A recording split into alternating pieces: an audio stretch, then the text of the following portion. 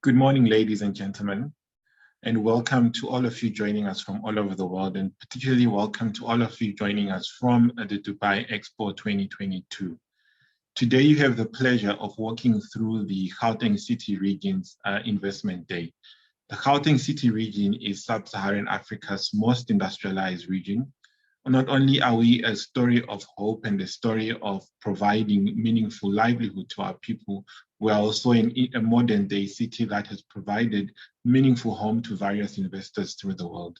With that in mind, we also represent the largest source and the largest destination of foreign direct investment in Sub-Saharan Africa.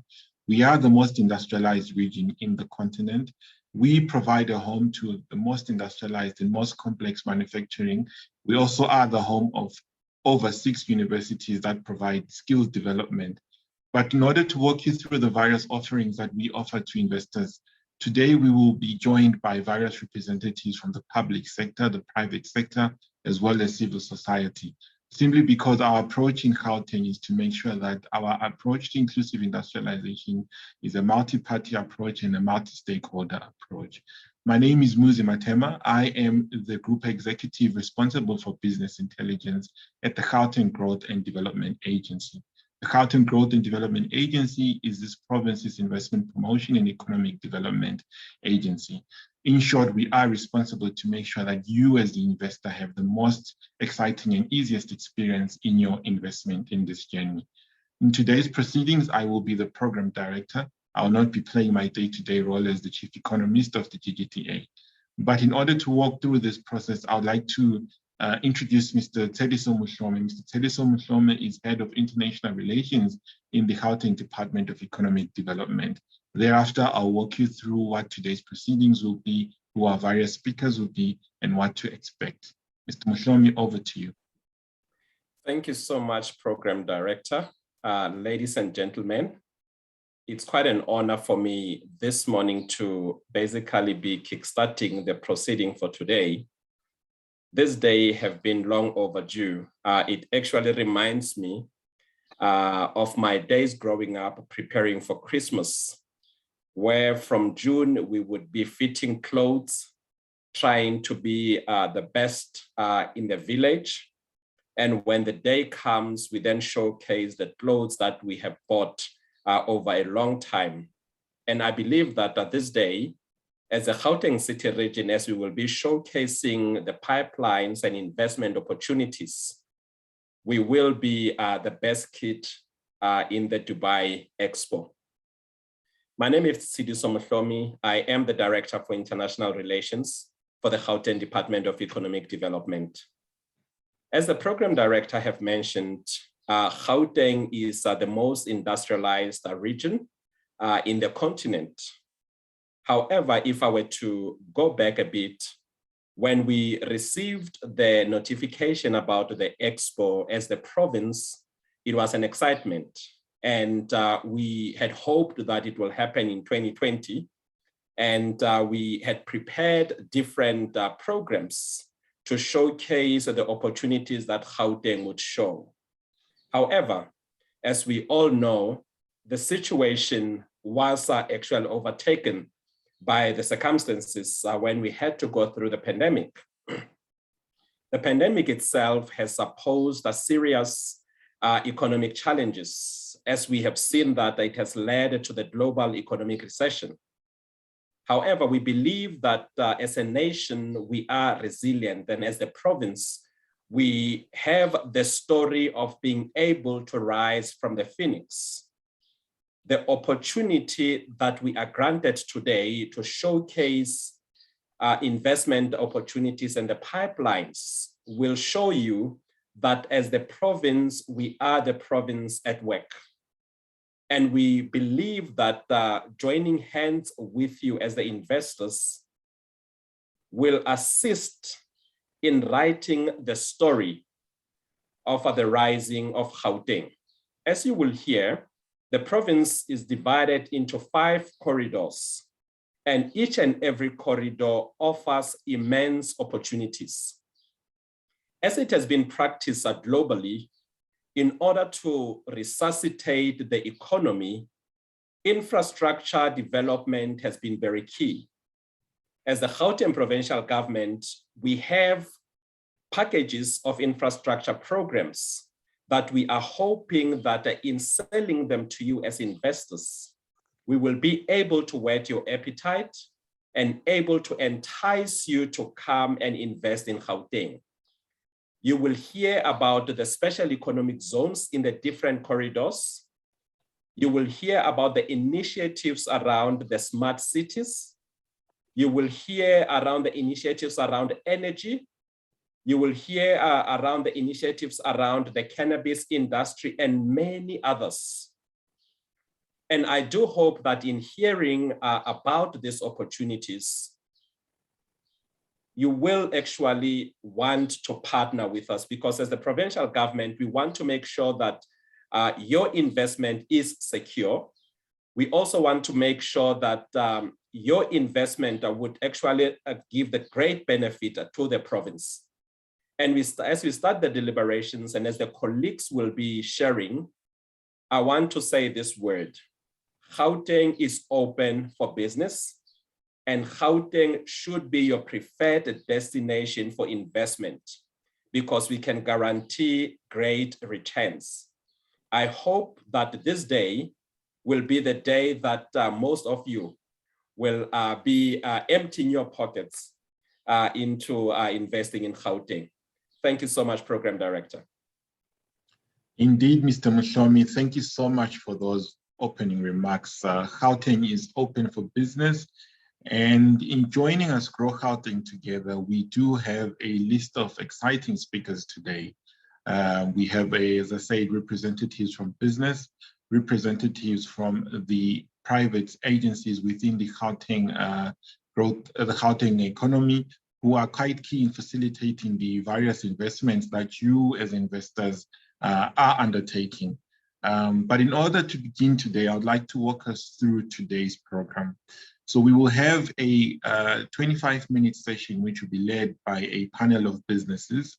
And we've been quite select as the Gauteng government in making sure that the businesses that we've chosen are businesses that have experience in investing in this province. So they'll walk you through what their journey has been like, the excitement, the ups and downs, the work that we do as provincial government in assisting them to make sure that they have the most exciting experience investing in Gauteng, and why most specifically they've chosen Gauteng as their investment destination.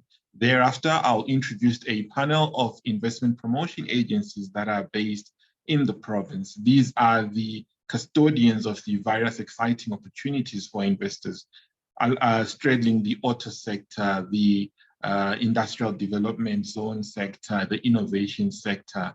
Additionally, I'll walk you through a panelist of municipal managers who are responsible for basically facilitating your investment at district and municipal level. As you appreciate, Gauteng City Region is not a city as a standalone entity, but is a city region that comprises of at least 3 cities. So that will be today's proceedings. It is my hope and my belief that at the end of these proceedings, you will have a full understanding of the spectrum of toolkit that we as the provincial government offer, and some of the innovative things that we have done to position ourselves as the destination of choice for investors in sub-Saharan Africa. But in order to kickstart the proceedings as started, we will begin our first panel with a discussion with businesses. And this panel will include Mr. Esther Buthelezi, who is the director of Ford South Africa.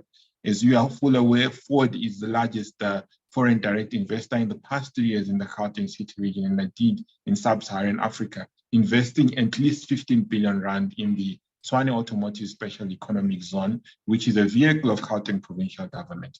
We've got Mr. Slaven Glatovic joining us. He's also part of an exciting development in the western corridor of the Gauteng City region. He will walk us through what that development is aimed at and what it will unlock. But also we have Mr. Brandon Jackson. Mr. Brandon Jackson is the political and economic chief from the US consulate. The US is a key foreign direct investor into the Gauteng City region. In fact, it's foreign direct investor as a country in the Gauteng City region, representing over 300 companies that have invested in our city region over the past 5 years. So we'll hear remarks from Brandon.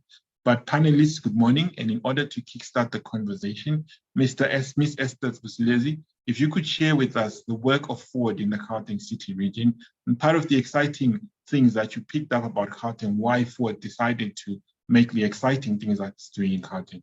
Thank you, Ms. Busilezi. Over to you. Thank you, Program Director. Good morning to the panel and good morning to the audience as well. As Program Director indicated, my name is Esther Busilezi. I oversee government affairs in South Africa. One of the key areas that one of the key reasons that we had decided to invest in South Africa was purely because South Africa is a destination of choice. We currently have a manufacturing facility within the Pretoria area and in Gauteng. Program Director did rightfully say that in 2020 we invested 15.8 billion in the city. And this was purely because our DNA is about uplifting the community in and around where we are. And obviously also ensuring that we inject into the Gauteng area where our biggest manufacturing is. We do have an engine plant in PE, but our main focus is within Gauteng. So rightfully, we have invested in the TAZAs, or what we call the SEZ.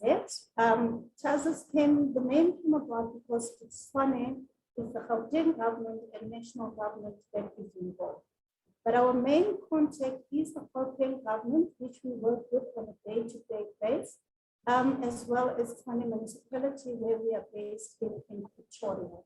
Now, when you would ask yourself, what has this done to the community itself? We have managed to unlock over 10,000 jobs within the construction area. And within our company, we have over 5,000 people that are permanently employed in our value chain. Now, this is for the upliftment of the community and to ensure that there is jobs that are within Gauteng area. Over and above that, we have partnered with Transnet in what we call the rail corridor. And this is to ensure that the vehicles that we build here smoothly gets, it smoothly gets moved from Gauteng to the PE plant where they get exported to over 120 destinations. What else has Gauteng done for us? Well, they've been instrumental in ensuring that we have ease of doing business with South Africa. As everyone is aware, some of the skill shortages that we have in South Africa, we have to get from abroad.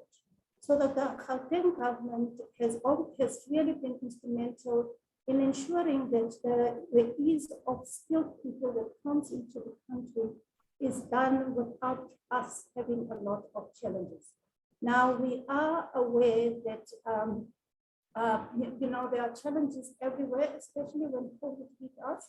There was a lot of restrictions as to who would come in and who would not come in. So with us being in a critical space where we are about to launch our new Everest vehicles, we needed to ensure that we get the right expertise within the country. And that is where the Gauteng government has successfully been able to assist us in making sure that we get that done timelessly so that we can meet the timelines that we have. What we've done as well, I must commend the leadership within the Gauteng area, which is the MEC that we work with very closely, Mr. Pakstow, as well as Gauteng Kenya, who we've got a very good cordial relationship where we can call upon them at any time. So the relationship that we have with Gauteng government is not just about being in a private sector, but it has also helped us to establish a cordial relationship where we can call upon them at any given time. So I would, confidently say that we've got an open door policy with the Gauteng government, ease of access and ease of getting issues solved. We know that there will always be teething issues, but it's how we resolve them that is key. Thank you, Mr. Program Director. Back to you. Thank you so much, Esther and the team at Ford. Indeed, 15.8 billion Rand is no mean feat. Just to give context, that 15.8 billion Rand has given direct jobs to 3,000 South Africans who previously did not have this opportunity. So we remain grateful to the investment of the Ford Motor Company and the growing relationship between South Africa and the Ford Motor Company. Thank you. My next speaker is Mr. Slaven Gavocic from the West Rand Mega Park. Mr. Slaven is driving a very exciting development in the Western corridor of our province. Mr. Slaven, over to you, sir. Could you please walk our viewers what the exciting work that you're doing in the Western corridor is? Thank you very much, and thank you very much all for the opportunity. The Western Mega Park is the 21st century development. It's a connected development ready for the technology, for the society 5.0, as well as development with the social as well as economic impact in the area of Soweto, in the western area, the western part of Gauteng, as well as Gauteng as the region. It is consisting of over 300 hectares of land that's going to be developed to the value of over 20 billion Rand once it's being developed. And it consists of the agricultural infrastructure, the logistics infrastructure, as well as the agro-processing and industrial park. The development itself is going to create over 50,000 jobs. And these jobs are going to be in various sectors, from industrial manufacturing to agro-processing, as well as the number of downstream jobs, and enabling the food production as well as the food chain capabilities of West Rand. What the project entails is number one is the agricultural infrastructure called Food City. And this is going to be the fresh produce market combined with other food markets and all of these and all of its amenities and facilities. These include fresh produce market, meat and chicken market, seafood and fish market, dry goods market, egg and dairy market, and so on.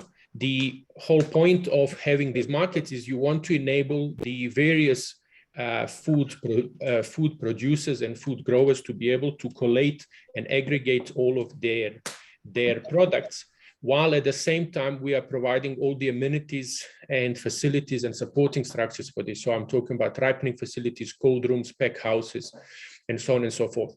Further to that, the Food City is also going to have the specialized retail, hotel, conference center, as well as access to the general public, so the public can also have access to the fresh and hopefully very good and nutritious and tasty food, and with the aim of actually having access to a better quality food at the better prices.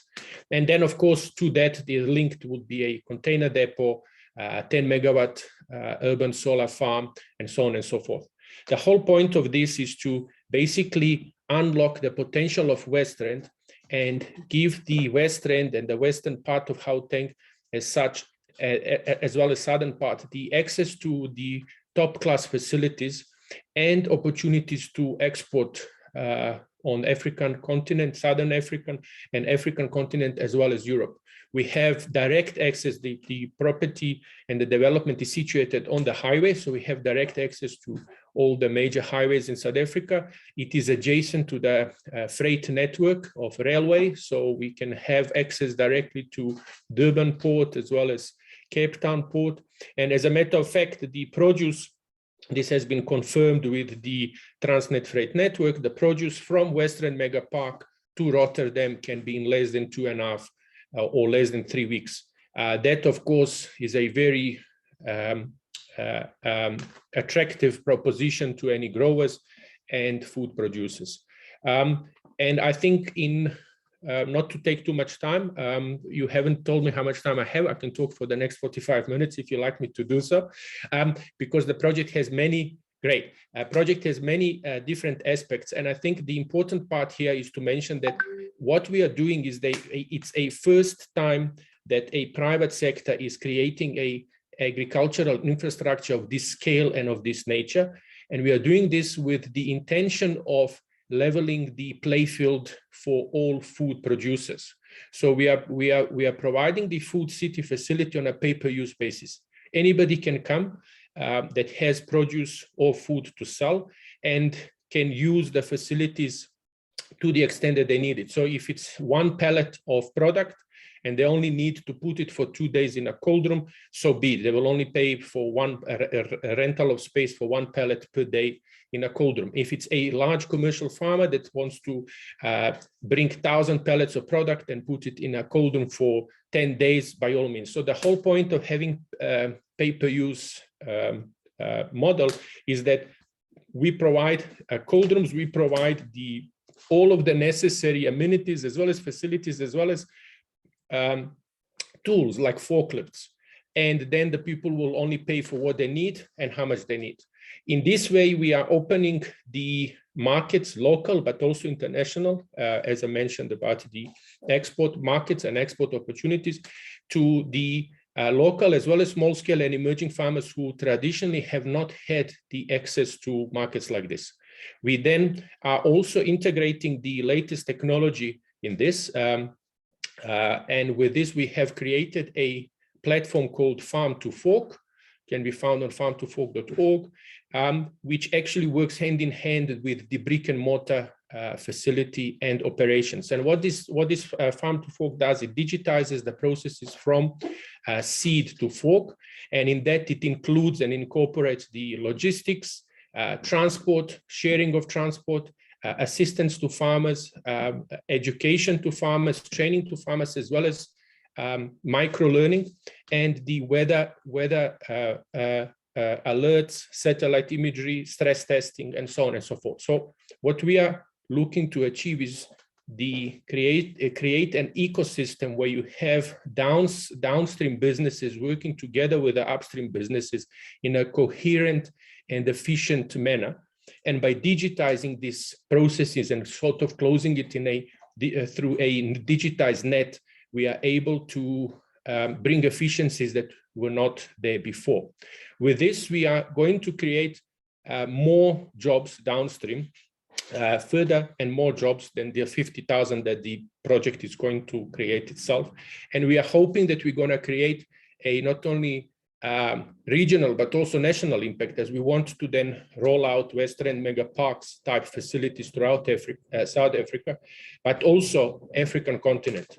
One very important point to mention here is that one of the huge job opportunity creators on African continent is agriculture.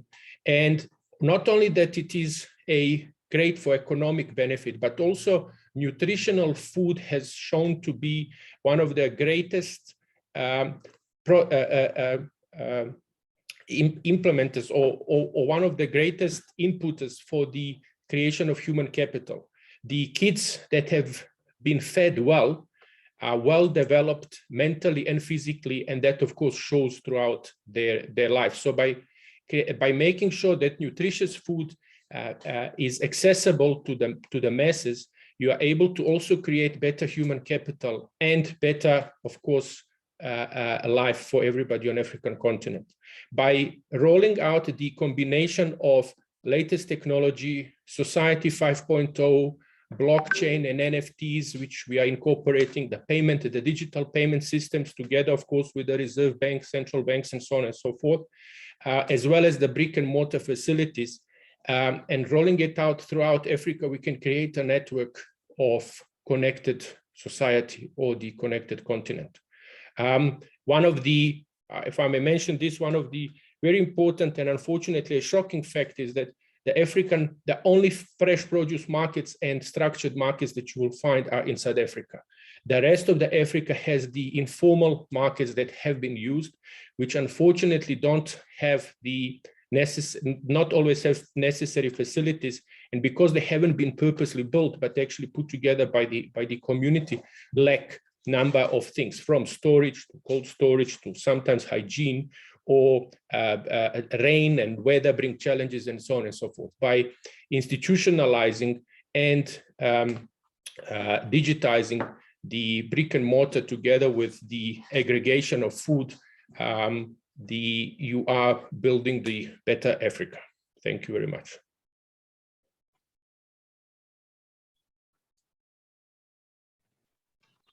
Thank you so much, Slaven, for that. I'll ask you a series of questions after our next speaker, just to share more information on this exciting development.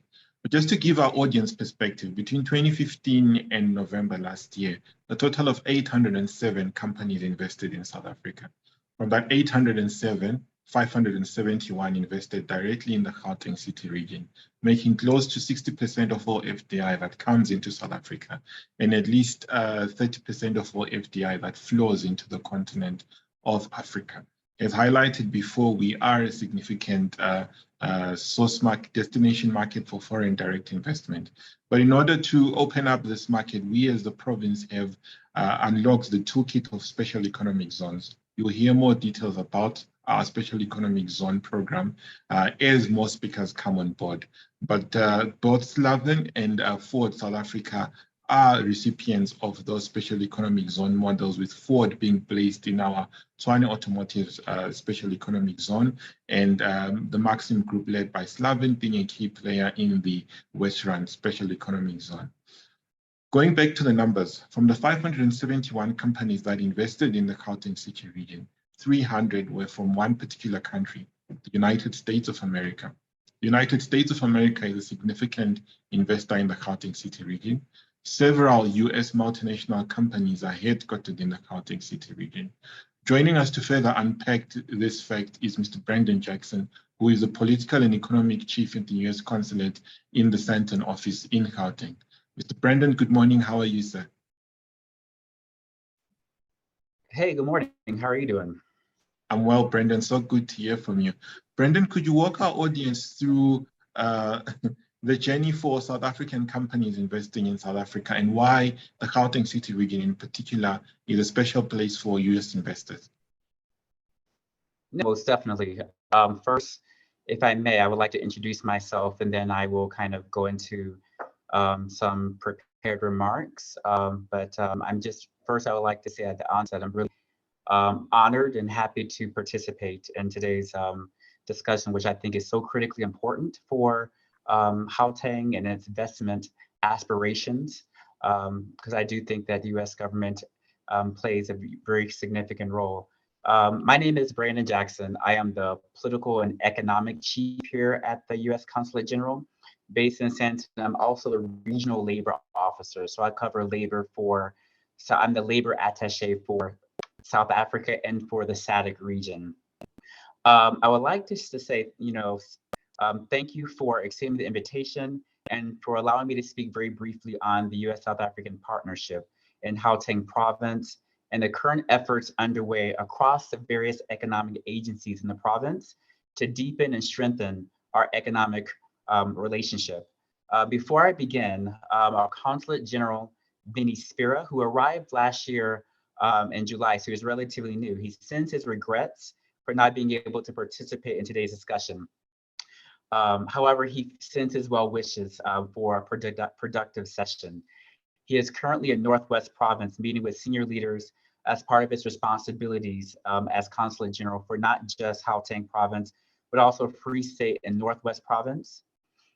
If there's one message I would like to convey to you guys, is that Gauteng matters. The province matters to the United States and South African partnership. It's critical to creating greater growth and prosperity for both South Africa and the United States. I mean, we fully understand the role, the central role that Gauteng plays in driving South Africa's economy. We also know that Gauteng province economic potential, increasing integration into global markets, and expanding infrastructure provides a remarkable opportunity to enhance US trade and advancement ties in South Africa and across the continent. So US firms certainly recognize this as well. More than 600 US companies are operating in South Africa, and many of them are based here in Gauteng. I want to just provide some kind of recent data just to get a sense of what this partnership means. Total two-way trade in goods with South Africa in 2020 was 14.8 billion US dollars. Of that, 11.4 billion were South African exports to the United States. AGOA and GSP-related exports to the US traditionally comprise about 15% of US total exports. Major categories for trade include the exports of stones and precious metals, from SA, vehicles, chemicals, and other commodities like steel and iron. SA imports primarily vehicles, goods related to power generation, such as boilers. Ford's recent foreign investment, which Esther has spoken about in detail this morning, is one of the many clear examples of the US-South African partnership and how, when fully realized, it can help unleash economic growth, not just for the few at the top, but for the many, through the creation of decent jobs. And creating the environment to drive those kind of outcomes is what has led us to be more intentional in our approach and strategic in our design and implementation of how we think more carefully about our engagement with Gauteng province. For instance, last week, the US Consulate General was honored to host officials across the various economic agencies in Gauteng province. During the 3-day sessions, US trade and investment agencies met with their counterparts in the following technical working groups: infrastructure and logistics, urban development and job creation, information and communication technology, energy, climate, and agriculture. We firmly believe that the working groups will help provide structure to our continued engagement and help build the necessary conditions and framework to ensure that dreams unfulfilled, particularly for the South African youth, can become dreams realized.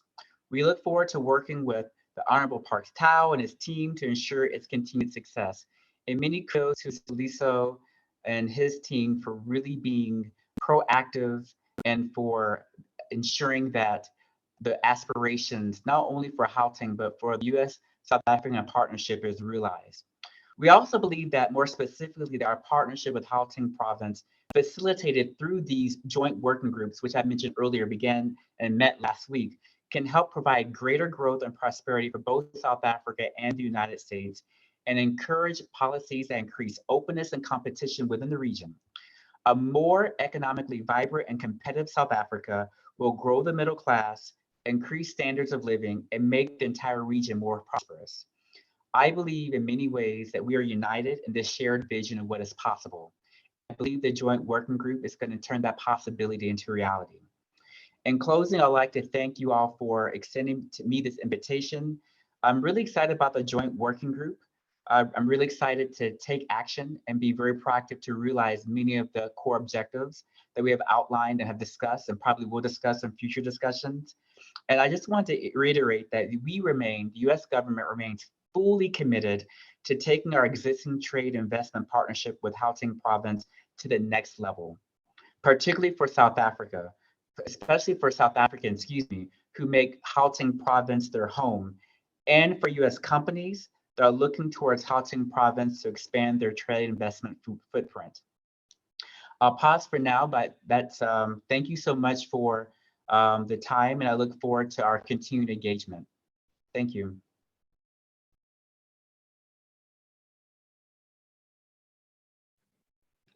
Thank you so much, Brendan, for those remarks. As Brendan rightly pointed out, the US is a very key strategic partner in our trade and investment ambitions, as well as our socio-economic goals as the Gauteng City region. What's important to note about the US is outside Washington, the Gauteng City region has the highest concentration of embassies in the world. So our investment strategy is not only bolstered by having strong relationships with the private sector, but we pride ourselves in having strong relationships with the diplomatic community of our various trade and investment partners. So our investment toolkit is well lubricated, driven by a good multi-stakeholder understanding across the private sector, across the civil society, and across the diplomatic community for our trade and investment partners. As such, we've been able to realize quite a lot of meaningful socio-economic goals. The 571 companies that I spoke about investing in the Gauteng City region have created over 100,000 jobs over the last 5 years for the Gauteng City region citizens, producing a lot of technology transfer, a lot of social mobility, as well as a lot of infrastructure inflows into our city region. Going back to our panelists, Esther, not to put you in the hotspot, I know our time is limited. Any more exciting plans that the Ford has for the Gauteng City region? Particularly given that I'm told that in the next few years, I will not have to buy a petrol-powered car again.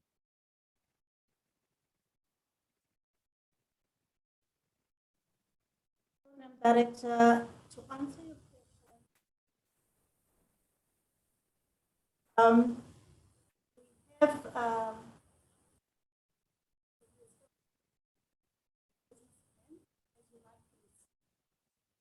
us, but we know that ICE vehicles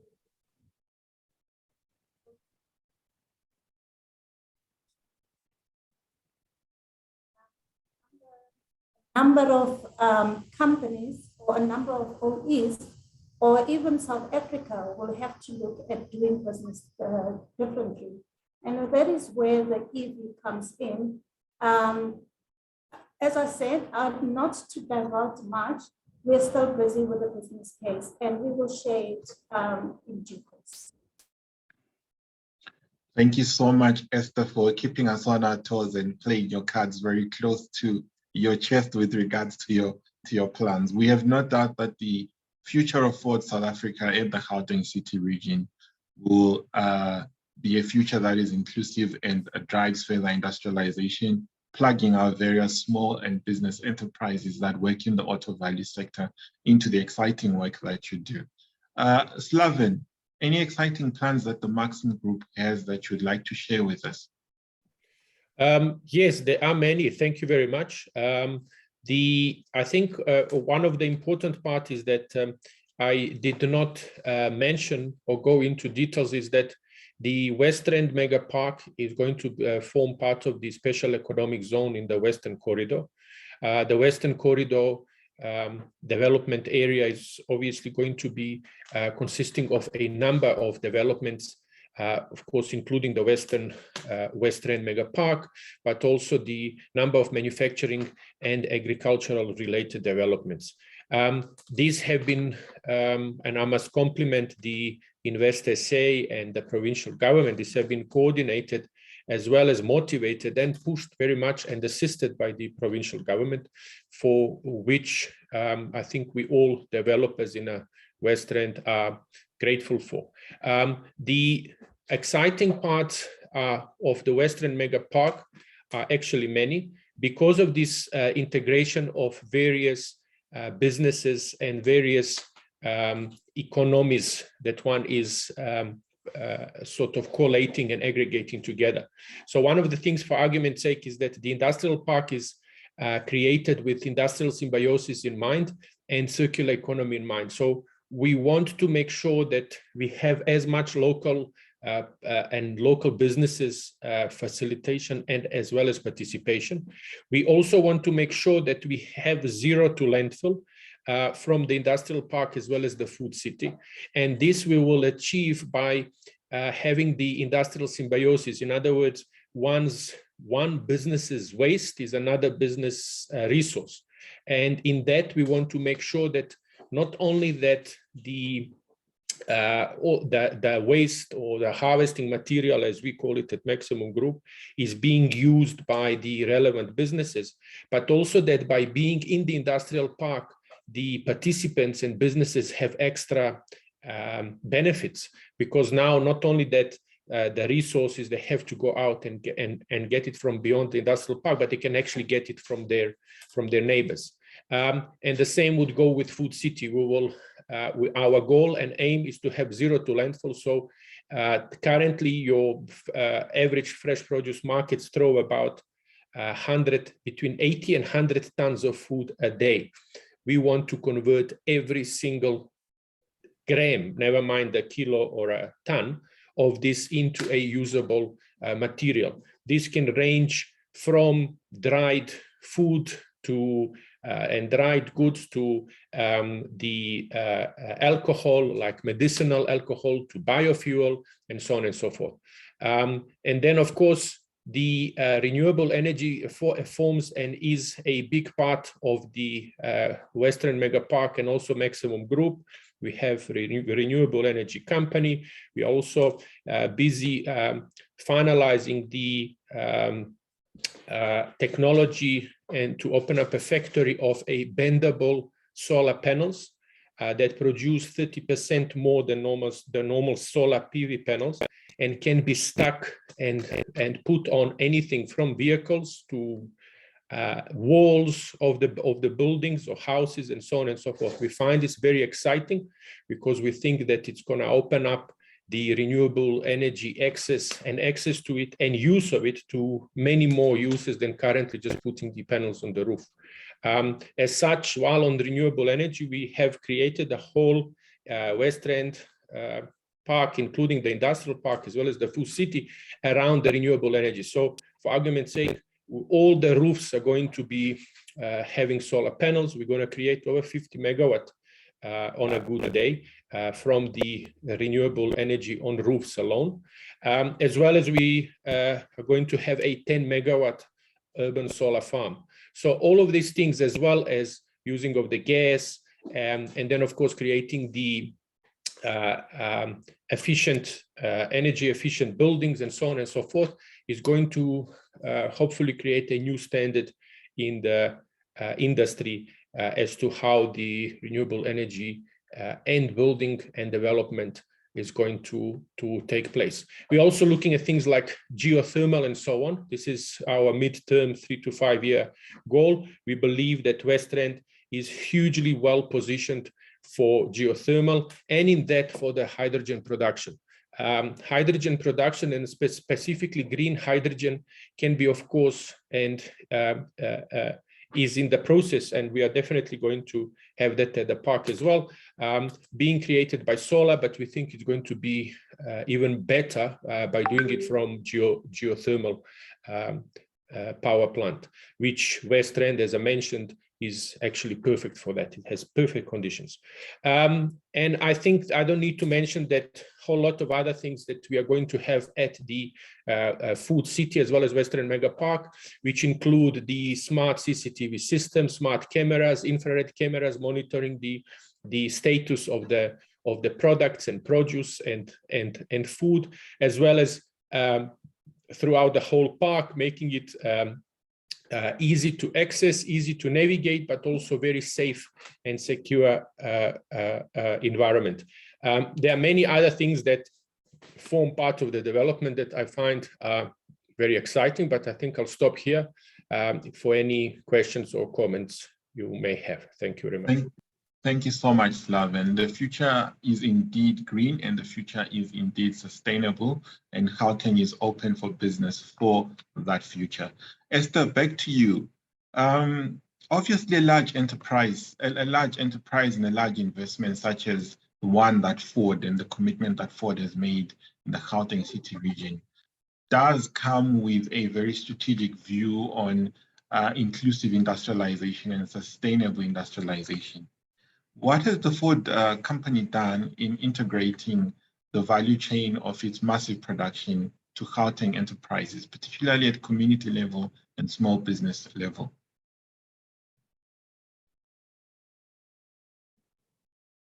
Thank you, Program Director. To answer your question, really been involved in terms of as well as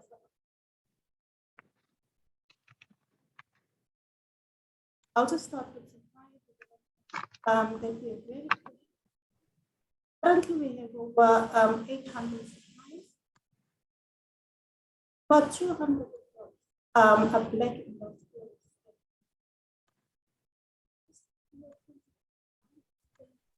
4 billion ties that we have. Now, coming to the township development, got a number of initiatives that we are working with SA partnership that are currently, revitalizing the in and around areas within the township. Last year, we were able to assist them with mobility in order for them to move around. They're currently busy upgrading the park here, which is called Solomon Mashambu Park. And those are initiatives, other than I wouldn't call them small because they make a huge difference to the community. Those are the, like creches and so forth and so forth. Just to go again further, in terms of the SMEs that we have, with the investment, we have been able to assist 262 SMEs to the value of 1.7 billion. So those are all, the initiatives that we're putting in place in partnering with the industrials around the area and ensuring their upliftment of the community at large. Thank you, Program Director. Thank you so much, Esther, for that. Brandon, over to you. Sustainability as well as inclusivity is very core at the way in which the United States has conducted its economic growth and economic dominance in the world. What would you think are some of the key issues that Gauteng has gotten right in making sure that over and above our sound infrastructure, over and above our outstanding constitution, rule of law, and strong institutions, in terms of these soft matters, what is it that we have done right in South Africa to make sure that we are able to attract so many United States companies into South Africa?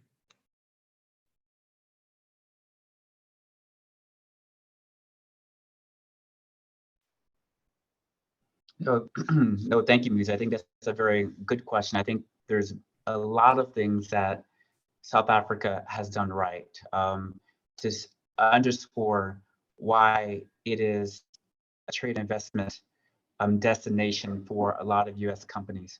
I think primarily, when we look at Gauteng province, I think we understand Gauteng's province unique role in how it helps access to the broader Southern African region. I think that's something that Gauteng government has understood.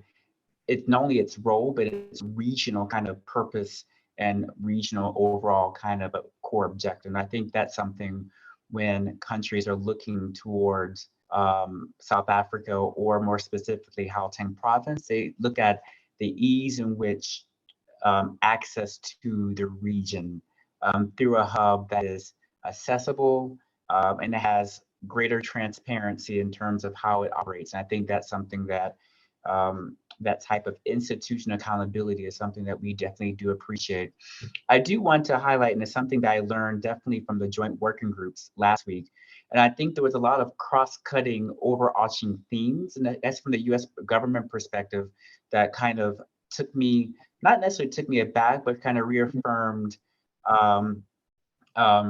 why Gauteng is so uniquely positioned in terms of advancing trade and investment goals, because it's something you highlighted, the socio-economic kind of impact, which is how job creation and ensuring that whatever trade and investment objective and aim is kind of the central aim and objective is ensuring that it creates greater equity and job opportunities for people. And I think that's something that the Biden-Harris administration sees as critically important to how we conceptualize our trade and investment initiatives, and how we think more carefully, more specifically about how we think about what Gauteng and how it fits into the broader U.S.-Africa trade narrative.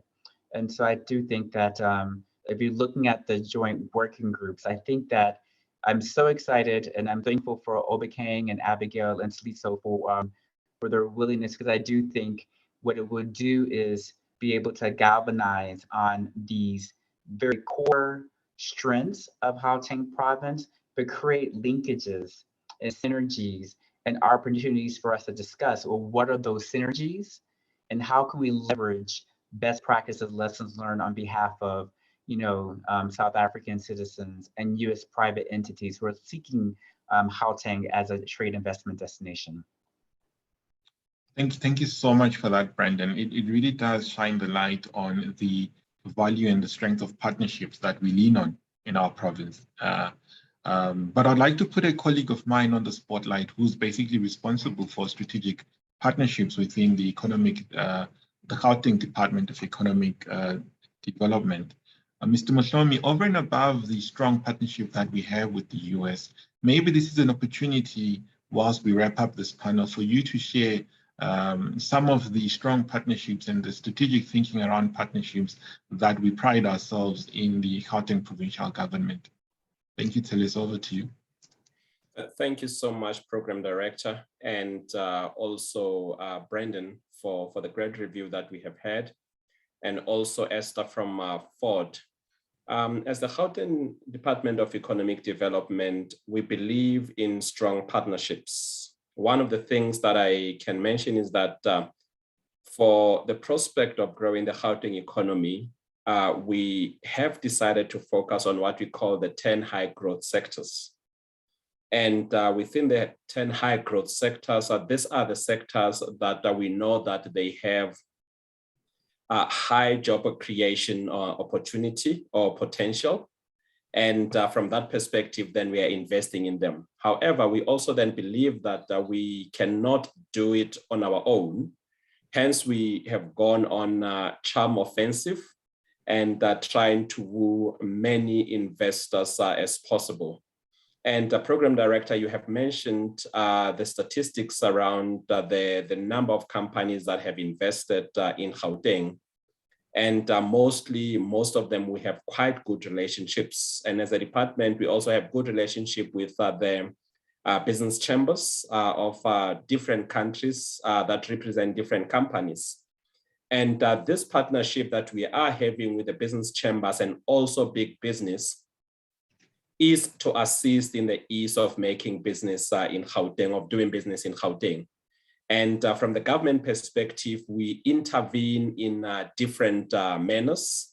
And we're also hoping that through these partnerships, we will be able to achieve our goal of growing Gauteng together by the year 2030. And therefore, if I were to single out each of our partners, it will be injustice. We don't have enough time.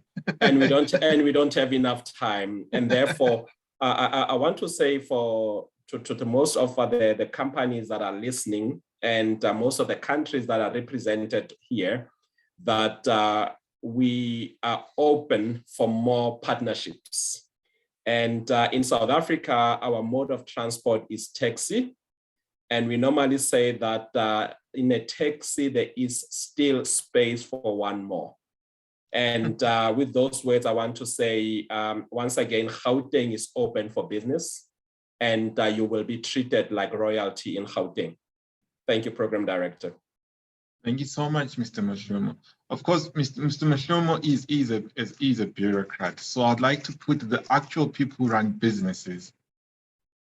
In your closing remarks, Esther and Slaven, starting with you, Esther, in 30 seconds, why should someone invest in Gauteng? Thank you, Program Director. Things why someone should invest. One of them is that we will be uplifting the community or the country or Gauteng, as it is the heartbeat of South Africa, with the jobs that are really, really needed. So if you invest in South Africa, you are actually partaking in the journey that as we, as South Africans, as well as the international country, wants to see the upliftment of the community. Number two, I would say it's the ease of doing business and the ease of having that relationship when you can just knock on the door when you have issues and your issues are resolved. So as I said before, we always have issues, but it's the how that you go in there and resolving those issues and having that open relationship. So once you have that open relationships, it just helps you, to overcome whatever issues are there. So I would say to whoever wants to invest in South Africa, it is a good destination. You will be taken care of, and we do form partners that really do take care of us. So program director, and I would say we as Port South Africa, we are committed to South Africa, and we are committed to the Gauteng province. Thank you, program director. Thank you so much, Esther, and the wonderful work that you and your team at Ford are doing. Slaven, why should someone invest in Gauteng? My recommendation in terms of investors is that Gauteng, South Africa as such, but Gauteng specifically is a perfect place to invest because you have a built infrastructure. You have a large workforce, which is fairly priced, so considerably cheaper than what you would find in Northern Hemisphere in Europe and US and so on and so forth. You also have a large pool of the professionals and engineers and so on that one may need. And most importantly, your returns are going to be considerably higher than, and your ROIs than you may find in the already first world countries. Lastly, but not the least, of course, it goes very well with Maximum Group's motto, which is profit while doing good. By investing here, you will have the best of both worlds. You will have the impact investment galore, as the impact itself is going to be seen and felt, and as well as you are going to have the great returns. Of course, if you invest with and through Maximum Group, as I have mentioned in the past and touched on, we have an ecosystem of various businesses that work together, that we are involved in, from renewable energies, hydrogen, to, of course, the development, the food city, but also the downstream agriculture and so on and so forth. And we are, of course, open for the funding and financing options of any and potential investors. And I think I will stop there. And then, of course, yeah, various other businesses, including telco with a license and so on, that we are involved in and that we are open for discussions and investment opportunities. Thank you. Thank you, Slaven. Brandon, why should a US corporation invest in Gauteng? 30 seconds. No, thank you. I think that there's so much untapped potential. I think what that untapped potential can lead to greater impact, not only for South Africa, but for the private sector investors, and also for what it can lead to the region and prosperity across the region. So I think that Gauteng appears, and it's clearly ready for moving to the next level. And I think that there's opportunities for ensuring that we can work together to see where that next level takes us. So I think that's the reason why investing in Gauteng makes not only the most sense, but it's perhaps the best opportunity to realize this prosperity narrative that I think that is so critical for the now and for the future generations of South Africans. Thank you so much, Brandon. With those remarks from Brandon, I would like to thank our panelists for our first session this morning. Mr. Esther Buthelezi from the Ford Company, Mr. Slaven Kavuch from the West Rand Megapart, and Mr. Brandon Jackson from the US Consulate. Thank you so much for sharing your insights and your experiences in investing with us. I think it is suffice to say that for us, Gauteng is open for business. It's not just a hashtag.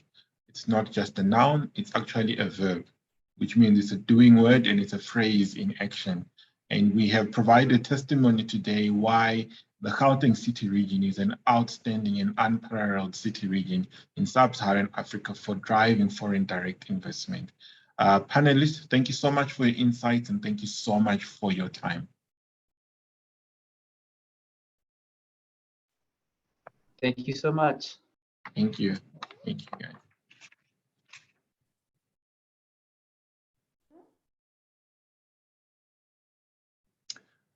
Moving on to our next stage of discussions.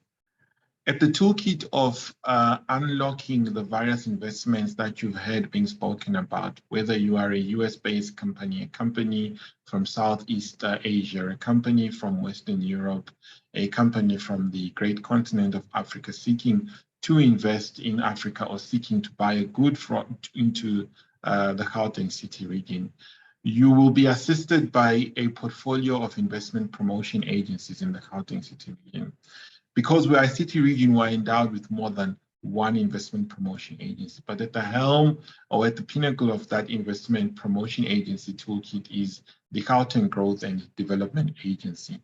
In the next session, we will play a series of videos for you that showcase the various offerings that our investment promotion agencies have for you.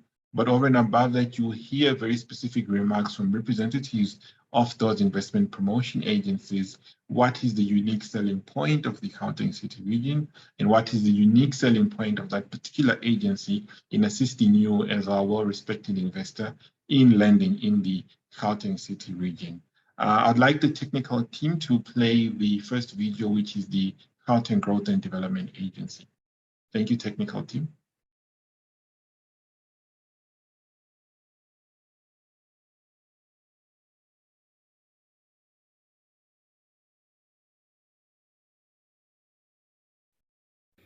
Gauteng, South Africa's economic powerhouse, leading the way in investment, manufacturing, technology, research and innovation. The 5 regions interspersed in and around Gauteng seamlessly collaborate to form a harmonious economic relationship, making Gauteng an integrated city region. Gauteng contributes significantly to South Africa and Africa's GDP. It is the 4th biggest economy on the continent. Over 70 financial institutions and all South Africa's telecommunications companies are based in Gauteng. The JSE's location in Gauteng cements its position as the powerhouse of trade. Gauteng boasts a modern transport infrastructure in which air, rail and road effortlessly connect, making it the gateway to Africa. It is home to Africa's largest and busiest airport, the OR Tambo International Airport. Despite being landlocked, Gauteng prides itself in having the largest inland port in Africa, making it the continent's pulse of connectivity. Pursuant to its commitment towards radical transformation, modernization and re-industrialization, Gauteng is experiencing major spatial and economic transformation in its 5 development corridors. Bold new developments are radically transforming Gauteng's spatial landscape. In the Central Corridor, the hub for Gauteng's finance, ICT and pharmaceutical industries, the nucleus of development will be anchored around 5 new city nodes. The Northern Corridor is set to emerge as a modern and vibrant capital city. To strengthen its position as the center for the automotive sector, research, innovation and the knowledge-based economy, the Northern Corridor will develop an incubation center for small, micro and medium enterprises within the automotive industry, a business process outsourcing park and the Centurion African Gateway project. The economy of the Western Corridor traditionally depended on mining. This region is, however, set to expand its agricultural and renewable energy industries. Major investments in the development of the Lanseria Airport Logistics Hub, the Agri-Business Hub and the Agro-Processing Hub supports this expansion. Further developments in this area include investments in a solar manufacturing plant, aquaculture and milling facilities. We recognize that the canals and valleys through which the rivers of Sidibeng flow will serve as infrastructure for urban development in the Southern Corridor. The Agropolis, Vaal River City and the Gauteng Highlands developments will unlock the agricultural potential and waterfront developments in this corridor.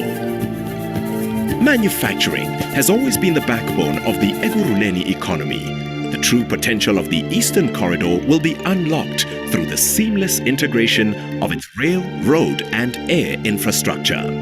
Development in this corridor will be anchored around the Aerotropolis, as well as the Tambo Springs and Centrorand inland ports, resulting in the efficient flow of goods and services.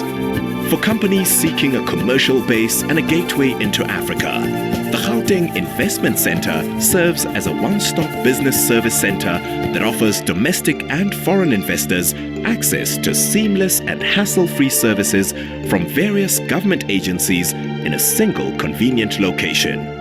Gauteng has unlimited potential as an investment destination.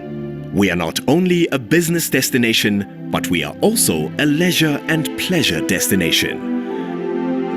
Visitors to Gauteng are spoilt for choice in the plethora of options available to them, whether one chooses the relaxation of its unrivaled nature and wildlife experiences, or to explore the emotional and rich history of South Africa, or simply opt for a more cosmopolitan urban encounter featuring international shopping, dining and entertainment, Gauteng is the place to be. Gauteng's prowess and towering ambitions are also evident in its successful hosting of high-profile sporting, cultural and entertainment events. Gauteng is strategically poised to offer a unique hosting experience. Great moments are staged here. Like leading city regions in the world, modern-day Gauteng is the melting pot of cultures. It is a place where people from all walks of life can celebrate their dreams and realize their ambitions. This is the place where it all happens, where deals are struck, events staged, decisions made, and history brokered. This is Gauteng. It starts here.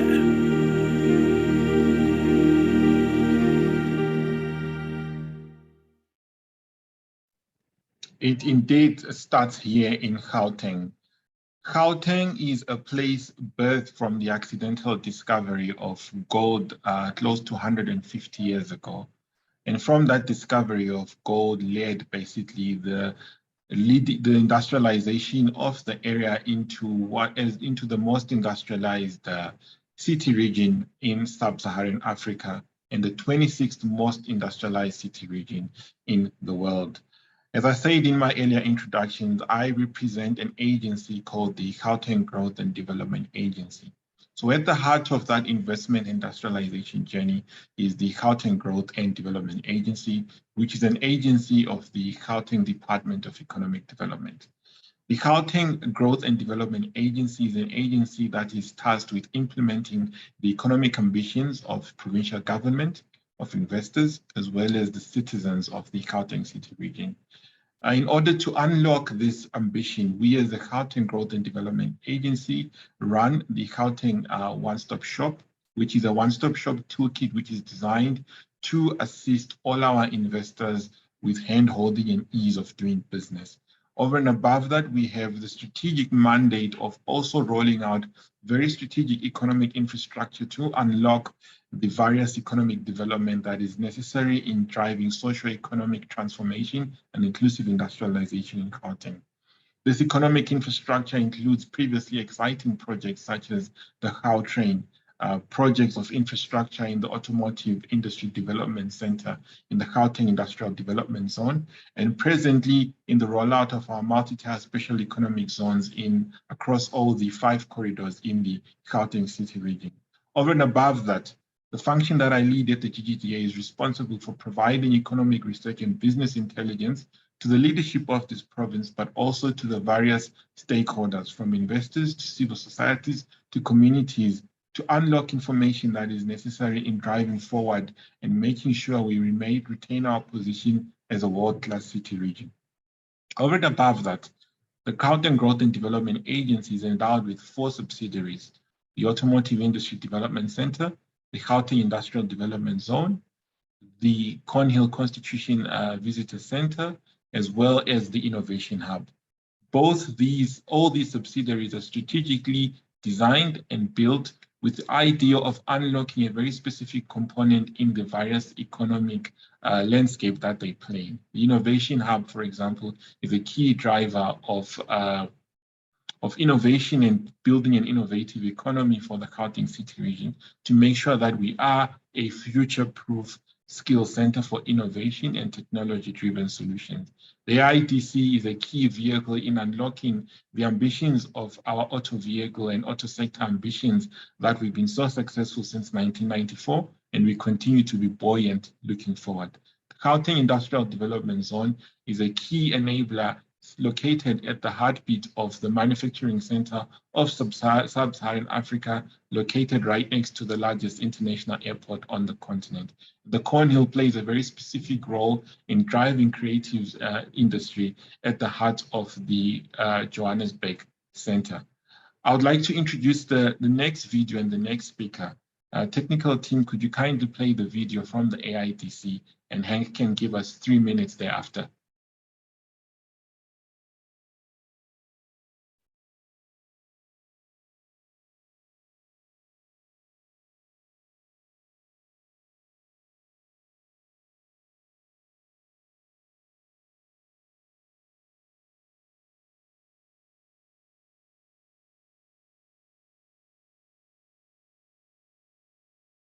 Develop and manage a world-class supplier park environment.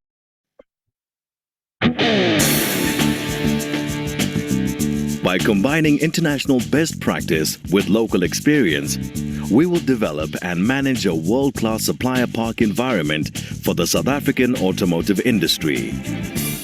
In 2002, the Automotive Supplier Park was created. Our mission was clear: to create a beneficial environment for automotive component suppliers by providing the right infrastructure, logistics and services to the satisfaction of all stakeholders. From undeveloped greenfields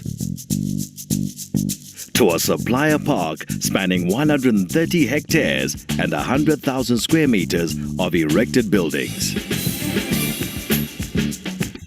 Now, we can say with a degree of pride that we have met those expectations. The first of its kind in Africa and the first supplier park in the world to service more than one original equipment manufacturer.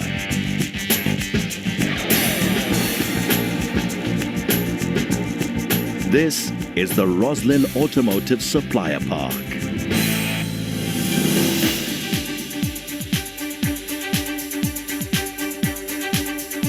ASP is located in Roslyn, north of Tshwane, in the very heart of Gauteng's automotive industry, boasting the highest concentration of vehicle manufacturers in the country. By grouping different technologies, services and service providers, ASP achieves synergies and optimization through economies of scale and contributes to the sustainability of South Africa's motor industry in very practical terms. Factories and warehouses are built to customer requirements and are optimized for effective automotive processes. We provide a full turnkey operation. The strategic location, in close proximity to OEMs, achieves reduced logistics costs and enables just-in-time and just-in-sequence deliveries to vehicle manufacturers. We provide a comprehensive logistics service. ASP tenants and other automotive customers have access to the central logistics warehouse. In addition, there's the added benefit of the centrally located container depot, able to handle all the inbound and outbound container traffic of the park.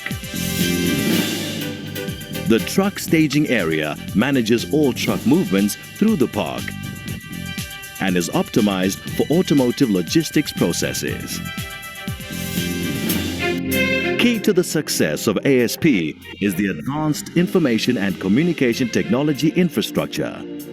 Tenants are offered a wide range of ICT services.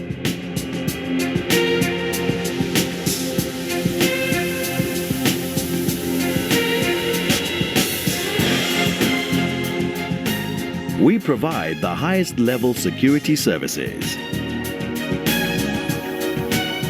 In the Central Hub, you'll find offices for service providers, a 4-star graded conference center, boardrooms, video conferencing facilities available to tenants on an hourly basis. The retail center houses the canteen, coffee shop, fast food outlet, ATM, and a medical center developed to service the tenants. With all the facilities based on a shared services concept, company overheads are reduced considerably, contributing to the competitiveness of suppliers. Centralized facilities management contributes further to cost reductions. We take care of all aspects of common area property management, including utilities management and invoicing, servicing, and maintenance. Tenants receive one invoice covering all aspects. No hidden costs, no nasty surprises. All packaged together in an environmentally friendly, world-class production environment, conducive to achieving ISO 14000 certification. With over 300 million rand invested in infrastructure, ASP sets new standards in infrastructure provision. Wide roads, taxi and bus terminals, security systems, advanced ICT backbone, and landscaped indigenous gardens contribute to the project's world-class status. We are proud to have attracted some of the leading local and international automotive component manufacturers and service providers to ASP. With over 80 hectares available for future development, we look forward to attracting many more. Automotive Supplier Park has the backing of the Gauteng provincial government through its Blue IQ initiative. The project also has the backing of the Tshwane municipality and has achieved special project status.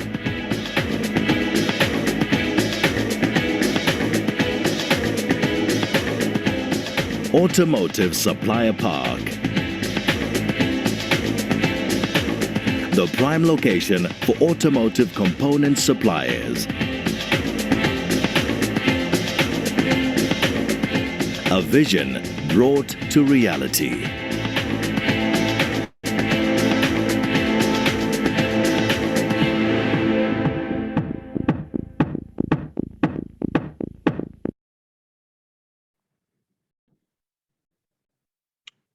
Dr. Snyman, over to you, sir. In 3 minutes, could you summarize to our audience the value that the AIDC brings to investors, as well as particularly to the auto sector and the skills development? Thank you, Dr. Snyman. Over to you. Good morning, and thanks for this opportunity. What we have seen on the television and the clip is a mature supplier park that offers a one-stop solution to anybody that wishes to come into South Africa, and especially focusing on the manufacture of automotive components. I wish to highlight that we have created a safe and secure environment with all the support functions that were mentioned. However, some other activities have been added. For somebody or an organization coming into South Africa and into the supplier park, we offer to recruit the personnel or people to work within the organization. We have a training facility that assists to get our client or our tenant the type of people and the quality of people that can be immediately effective. With our sister organizations, we will immediately or can immediately organize as a one-stop service a visa, a bank account, the registration of the company, and then also introduce the tenant or the potential tenant to the DTI and other sister organizations that will assist in optimizing the support that would be appropriate or applicable if you invest or when you invest in South Africa. So as was stated before, is Gauteng and the supplier park, we are open for business.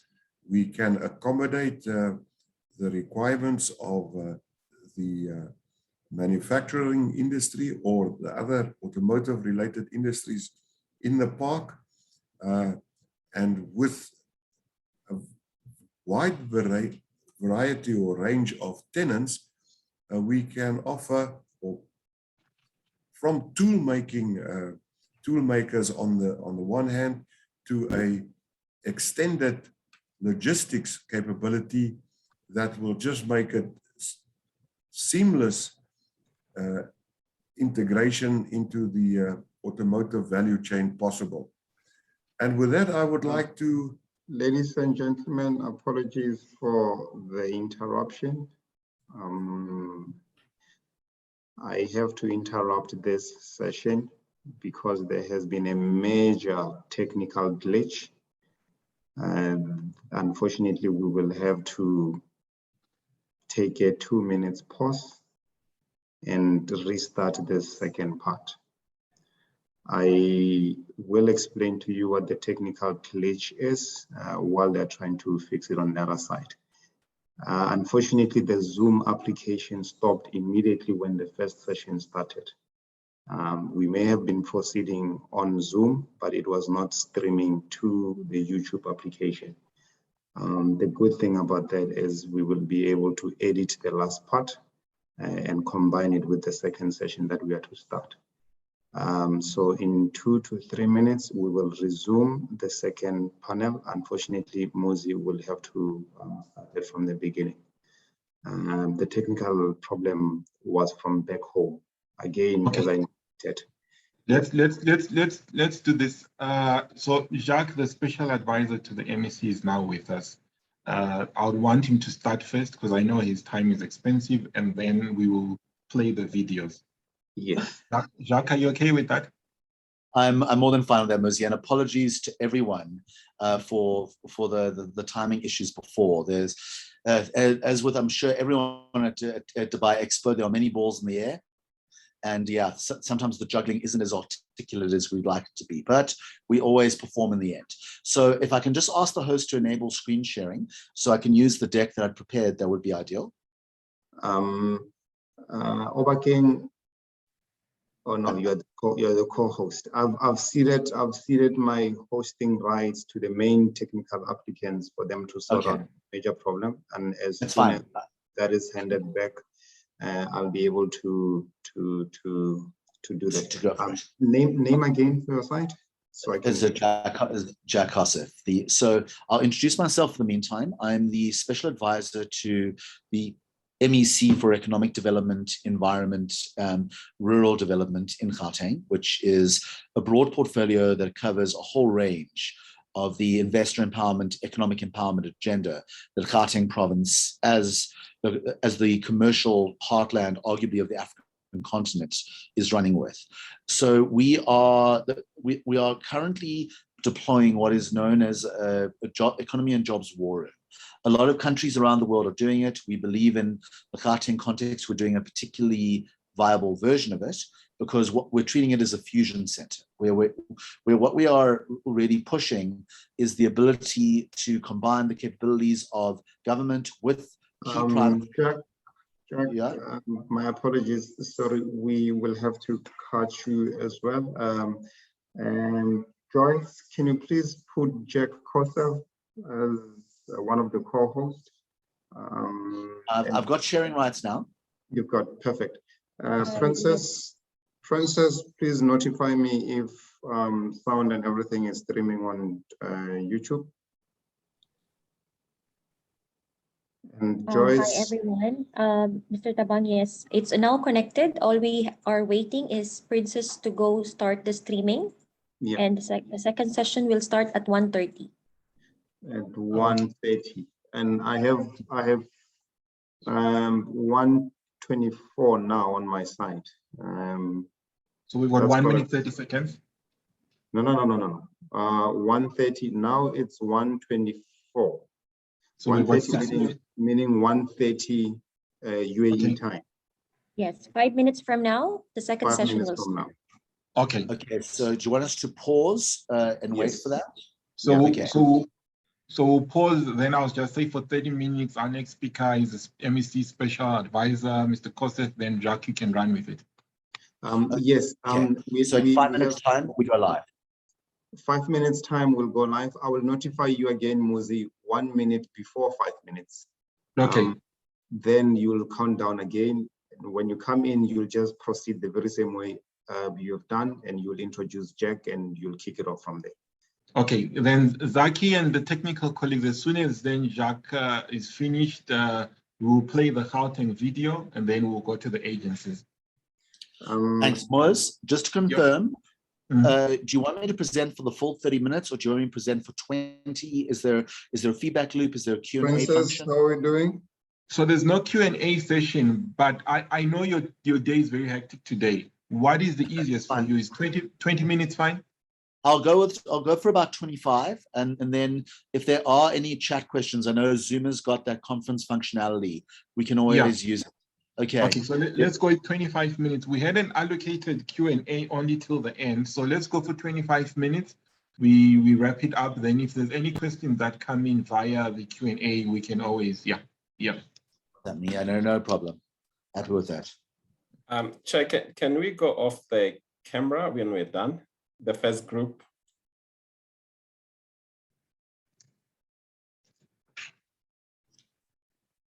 I'm on mute. The first group, you can go off camera, remain muted at all times since you don't want to be participating again. So yeah, 3 minutes to go. Okay.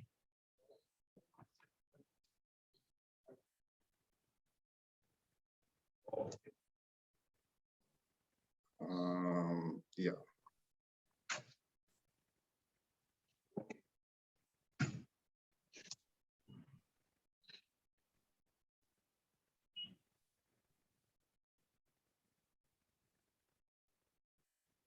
Yes.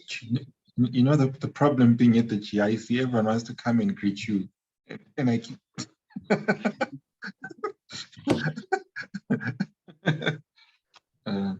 Muzi, I'll tell Tebogo to tell people to stop coming to your office there. Yes, thank you. All right, sure. Zaki, you can take a deep breath. Don't be under pressure. Just remember the steps and the videos will be all good. Don't worry. We know you got this. Okay. You don't have. We can write on Mr. Moses' forehead. Don't come greet me. That will help. How is our time? 2 minutes. 2 minutes to go. And the first session was great. Obviously, with the exception of the technical issue with Esther, her sound was just too bad. I think there was echo. There was a bit of the sound setting was not so good. But the session went well. Death taxes and technical issues. Yeah. Not as bad as the time I accidentally shared my WhatsApp window with an entire group of 100 CEOs. Mozi remembers. It wasn't good. While we were quietly discussing things that were going on in that session. Wow. That was my ultimate technical kind of rock bottom, but yeah. 1 minute, 20 seconds to go. Okay. Sorry, I don't have a better background, guys. Zoom, unfortunately, the MacBook I'm using doesn't have enough memory firepower to do artificial backgrounds. So we're just going to have to do the worst of the Zoom era and live with the office door. Check again. Everyone will remain silent from now on. 1 minute. Mozi, countdown, and you'll start in a minute. Okay.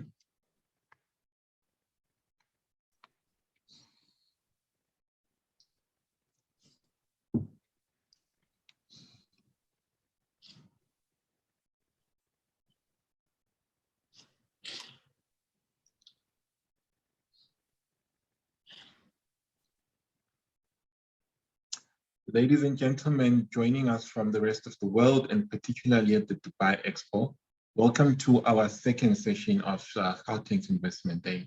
As previously highlighted, Gauteng is open for business, but this is not just a noun or a hashtag for us. It's a verb and it is an action statement of the work that we're doing. Joining me in opening this session is the MEC of Economic Development Special Advisor, Mr. Jacques Kosseff, who will walk us through some of the ambitious thinking around the policy-driven and evidence-led work in unlocking inclusive industrialization over the next 10 years in the Gauteng city region. Mr. Kosseff, over to you, sir. Thank you a great deal, Muzi, and hello to the world as it is gathered in Dubai. So I think those that are tuned into the session will be familiar with the fact that Gauteng is the most commercially integrated region on the African continent at the moment. Obviously a position that we're very keen to keep. If we were our own economy, I'm sure it's a fact that's repeated quite often, we would be the 7th largest economy in Africa. So we are effectively a country-sized value proposition in the shape of a province. Now, to get that position to be useful to our citizens in a meaningful way and useful to investors requires government not just to be a bystander. And really what I'm going to take you through in the next 20 minutes or so is a view of how, from the perspective of the Economic Development Department, specifically the provincial minister, the MEC Tao, that is running with this agenda, is the way that ministry at a provincial level is driving opportunity in Gauteng has a number of specific touch points. And I'm going to take you briefly through some of our policy and program context. I'm going to explain to you this new creature that we've evolved, which is a common nomenclature that occurs in lots of pieces of government throughout the world, where we've created a war room to basically treat our economic diversification, economic growth, and the sharp reduction in inequality in Gauteng as a crisis situation that's going to require really, really good fusion between the abilities of government as a whole in South Africa and the private sector globally, including both within the South African Republic, certainly across the African continent, and increasingly across the globe. I'm going to take you through some of the zones of investment opportunity that this work gives rise to, and then I'll take you quickly through a sector-by-sector lens in terms of the 10 high-growth sectors we've identified as Gauteng as those that will really allow us to do path-breaking, rapid power curve type growth in the way that we are driving investment attraction, investment implementation, and certainly the way that we ultimately want to drive investor retention as well. Okay, so I'm going to quickly start with our policy and program context. And this is one of those terrible government infographics that I'm sure people are terribly, terribly used to seeing of these kind of things. But it's important for us to be able to summarize the capability and the focus areas that have come up through our, what is for us a 2030 vision. So it's a 2030 vision linked to our national development plan. That vision is now in its second year of implementation or moving into the third. And effectively, we've got 4 big focus areas. We are focusing on our big industrial partnerships anchored by our special economic zones. We're focusing on the plan to a very significant set of interventions that are transforming what are called our township areas into much more diversified economies and the way we are enabling that. For those that aren't familiar with South African vernacular on this or South African policy language, our townships are effectively what would globally be referenced as our slum areas, as the areas where we have a strong convergence of large numbers of people in a state of social disadvantage, being clustered in a state of economic disadvantage. And we, as the Gauteng provincial government, have made a deliberate and very clear commitment to develop those areas into zones of diversified economic opportunity that take full advantage of the huge workforce potential and locational potential in those areas. And I'll go into a bit of detail in a moment. We have a catalytic infrastructure program epitomized by the Lanseria Smart City Initiative, which I'm going to be explaining in a bit of detail.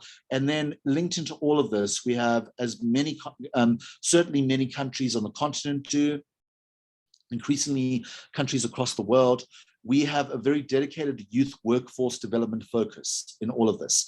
In other words, we have a dedicated close the gap workforce development interventions that tunnel through all of this work and create livelihood and self-employment pathways for young people. As I'm sure you'll know, this is one of our starkest policy challenges. Something like 75% of our 15 to 35-year-olds are not in productive work. And this is it's often referenced as a time bomb, as a crisis. All these things are true, but lamentation won't assist us. Action will, and the action in this case is to tie our youth development challenge with our economic development challenge in a way that aligns the interests of government with the various commercial partners locally and internationally. I'm not going to go through this in detail. This is just a kind of narrative version of what I just went through. I'm sure our colleagues at the South African Pavilion and any of those that and anyone who's the connection points for anyone who's viewing on YouTube will make the PDF of this deck available. It is designed as a resource document. All right, so without going into horrific detail about this economic war room, just to note that all the areas I'm about to take you through are serviced by fusion teams that combine government officials that are repurposed to the war room from their day jobs and are full-time engaged in this work. They are supported by a technical advisory panel, which is made up of industry experts and various other leads, the retired director generals of government departments, all the kind of capability we can cluster here in Gauteng. And that's really designed to work with both the organized private sector and the rest of government in the most efficient way possible. The war room is government without excuses. It's a fusion center, it's designed for agility, and that's the way it operates. I'm going to go through each of these areas in a little bit of detail. Again, those looking through the deck later as a resource document and as a link potentially attached to the stream will be in a position to go through it in a little bit more fine grain. There is a team working on what we call our action labs, which is our joint industrial policy working arrangements with key sectors. There's a team working on our special economic zones, which is a key industrial policy instrument that we're deploying, a team that works on our township/slum economy regeneration program, a dedicated team working on the green economy. And then there's, I think, very interesting for this audience, a team that's working explicitly on debt finance special purpose vehicles for public infrastructure, starting with the Lanseria Smart City Initiative, as well as teams that work transversally with the rest of government and on the youth empowerment pathways that I was referencing. All right, so let's go through some of the headlines through all of this work. Our township economy work is really focused on, if we need to bring it down to these objectives. So our slum areas, our townships, as I think many observers of the continent will know, are largely areas that were basically the object of direct legislative discrimination in the apartheid years. These were the areas where non-white South Africans were obliged to live. There was no opportunity to start businesses. There was no opportunity to diversify those economies. And since the dawn of democracy, there's been a series of efforts, often not nearly as successful as they should have been, to diversify those economies and turn them into genuine zones of opportunity, because these areas and the areas that the populations that have the same profile have moved into are really still our major workforce pools. So these are analogous to the favelas in Brazil. These are analogous to the sort of the what I think are called the shadow areas in North Africa. These are the places where you've got a lot of potential, a lot of great workforce talent, but geospatially just dislocated from where economic activity is happening, and doesn't make sense commercially, doesn't make sense from a governance perspective. And this is really South African government's first real, most organized attempt to change that. So there's a change that comes at the regulatory level with specialized bylaws that enable much faster setup of business and development of business. There's these areas are being targeted for procurement by the state. The state is about 10% of our GDP. Its procurement is a massive enabler. We are targeting at least 40% of that procurement at these township areas. We are also creating financing mechanisms, and I'll speak to that in a moment, that create a wholesale financing channel with concessional dimensions from government that is going to intermediaries that run portfolios of loans with small businesses in these areas. So we are creating financing platforms that will be particularly attractive to the ESG and impact fund universe. And I'll give you a quick view of that in a moment. There's also the opportunity to invest in the minibus taxi economy, which is a huge component of how mobility is currently structured in these areas, and is a massive commuter economy in its own right. 6 million people pass through that system every day. It's as large as any metro system in the rich world. And then there's also the opportunity to take the backyard dwellings, the informal shacks, that attached to formal dwellings that are currently home to 4 million residents of Gauteng, and turn those into an opportunity for infill residential and commercial development. So just to kind of, without going into the deep, dark detail, there's a legislative component that is, there's actually an act that is being passed by the Gauteng Provincial Legislature. The legislature is committed to pass it by April. And then there's a variety of programmatic elements that support this.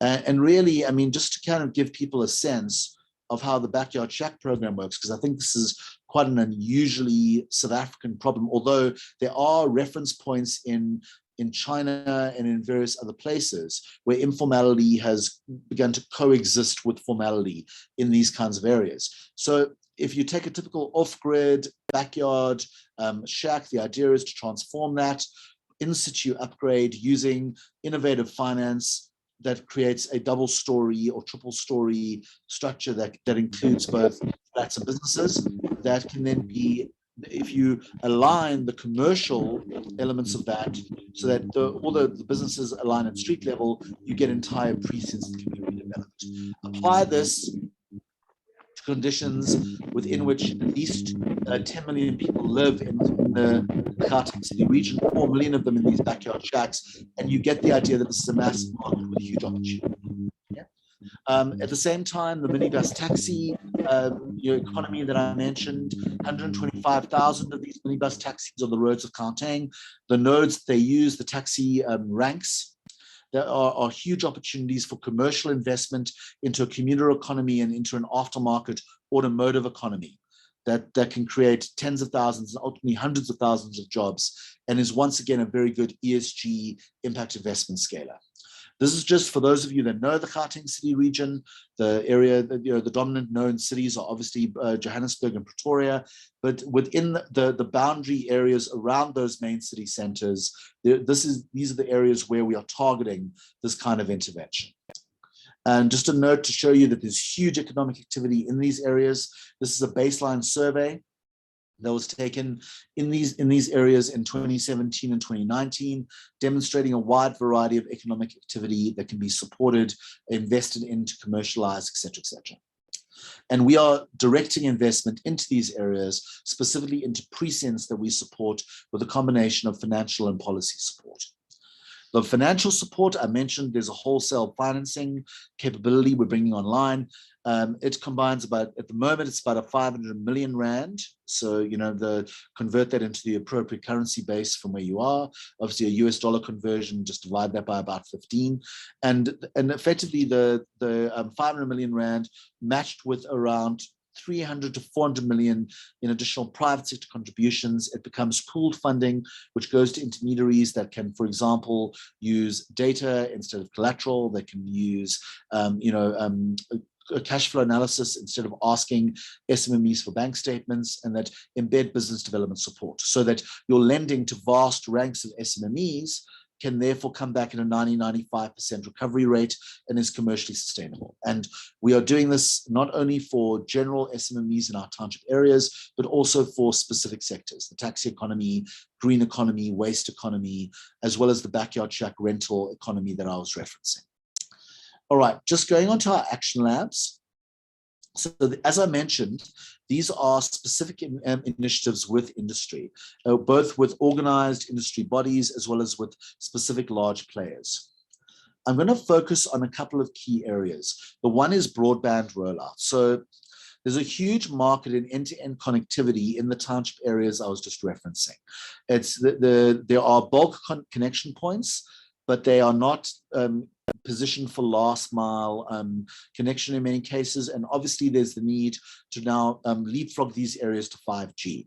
The way we're doing that is the bylaw that I mentioned is going to include by April specific provisions that enable the easier installation of wayleaves, the cheaper installation of wayleaves, as well as a structured program to support the rollout of fiber assets and other kinds of broadband connectivity assets in these township areas. One of the consequences of that is that we are working directly with hubs that support the global business services sector. So we have a pilot hub that we are deploying at Nasrec, which is a specific node close to Soweto. For those of you that know Gauteng's township, Soweto is obviously known internationally. And the idea here is to take that huge workforce pool of young people that are a great pipeline for global business service, customer service outsourcing talent in Soweto, and turn Soweto into a kind of African Bangalore, where we are deploying hubs that allow for plug and play sites where different operators can bring global business service operations, get the price point benefits of scale, even if they're only bringing in 50 or 100 seats initially. The aim eventually over the next 5 years is to have tens of thousands of seats across a range of disciplines and gig economy capabilities, as well, whether organized call center operations combined with work from home clusters, combined with other kinds of hubs that are dispersed throughout this township area. And the whole idea is to really use this hub to generate at least 100,000 digital and customer service jobs in the next 2 years, closer to 500,000 over the next 5. And that obviously is very dependent on the package that we offer GBS investors, and we are confident that package will be attractive. Price point wise, time zone wise, language ability wise, all manner of customer outsourcing is very well done from Gauteng. And once again, this is an impact sourcing play. It does fit very well with those that are looking to demonstrate impact in their value chain. I'm going to then move on to another area of empowerment that goes with, in this case, the logistics sector. So we are partnering with, in this case, Ford Motor Company is the major customer. They have announced this to some extent, so not sharing any trade secrets, but we are deploying the largest rail investment exercise that for freight rail that South Africa has undertaken for quite some time. It's about if you combine the investment into port upgrade, track, operating systems and wagons, it comes out at about a 10 billion rand to 15 billion rand exercise that will be executed over the next 3 years. It is designed to link the manufacturing hub of Gauteng with the port system of what used to be known as Port Elizabeth. Still is known as Nelson Mandela Bay, is in the process of being renamed to Gqeberha, but it's still the port of Port Elizabeth in the nomenclature of the marine world. That port system is going to be linked now via rail, via an upgrade of the rail lines, an upgrade of the port system, directly with the special economic zone in network in Gauteng, specifically with the Swani Automotive Special Economic Zone, which is one of now from end of this year, from end of 2022, is going to be one of the largest production sites for automotive in the world. It's producing 200,000 vehicles a year, specifically the new Ford Ranger. Now, the investment thesis is that that is going to be done through third-party operators. This is what Transnet have positioned. The exact modalities of that are still being negotiated. But I think investors that are interested in logistics, interested in port and rail integration, be it third-party wagons, third-party locomotives, port system operations, this is a very important area to keep watching brief on. Gauteng is very happy to be your gateway to this project. All right, let's then move on to the special economic zone map. So I mentioned the automotive special economic zone already. There are then 2 new special economic zones in our western and southern frontier in the Gauteng city region, focusing on green energy, particularly green hydrogen. I'll go through our microgrids initiative in a second that will demonstrate investment into that kind of capability. Also into agro-processing and logistics. And again, the Gauteng colleagues that are deployed to Dubai are a great conduit for this activity. We're also bringing in air freight dependent logistics as part of our Eastern SEZ. And we are going to be announcing a high-tech special economic zone towards the end of February, as well as a global business services special economic zone both of those targeted for the central region, the region around Johannesburg. Okay, just a note on the green economy work, which links into those special economic zones. All of those are obviously investable propositions. Depends on what particular investors need, but I think the SEZ program is very aggressively being positioned in Gauteng, and we are committing ourselves to stack benefits, just like we are stacking benefits for township areas through our Township Bill and Township Act.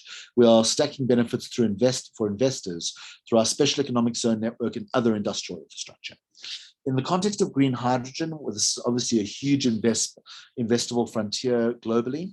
South Africa is one of the leading constituencies that can really pull this off. There are 3 lanes of commercialization we're focusing on for vehicle fuel in the mining and transport space. Export, where we know our colleagues in the Northern Cape, a special economic zone for green H2 export, are going to have a very large role to play. And then where Gauteng plays the biggest role, domestic utilization. Now, that's I'm just with permission from one of our partners in the SEZs, the Mitochondria Energy Company. This is just their conceptualization as an example of how green H2 can fit into the center of a new way of doing large-scale, utility-scale, off-grid, islanded grid power, using the new allowance South Africa has for up to 100 megawatts to be generated without a license. And Gauteng is going to do as much of this as we possibly can. We're targeting at least 1 gigawatt of these microgrids over the next 2 years, servicing specific industrial installations with green energy, so they provide both a green value chain from a carbon border adjustment tariff, risk management point of view, as well as reliable energy supply, while also being, again, an impact sourcing play. We will be conducting an RFI in the course of February this month.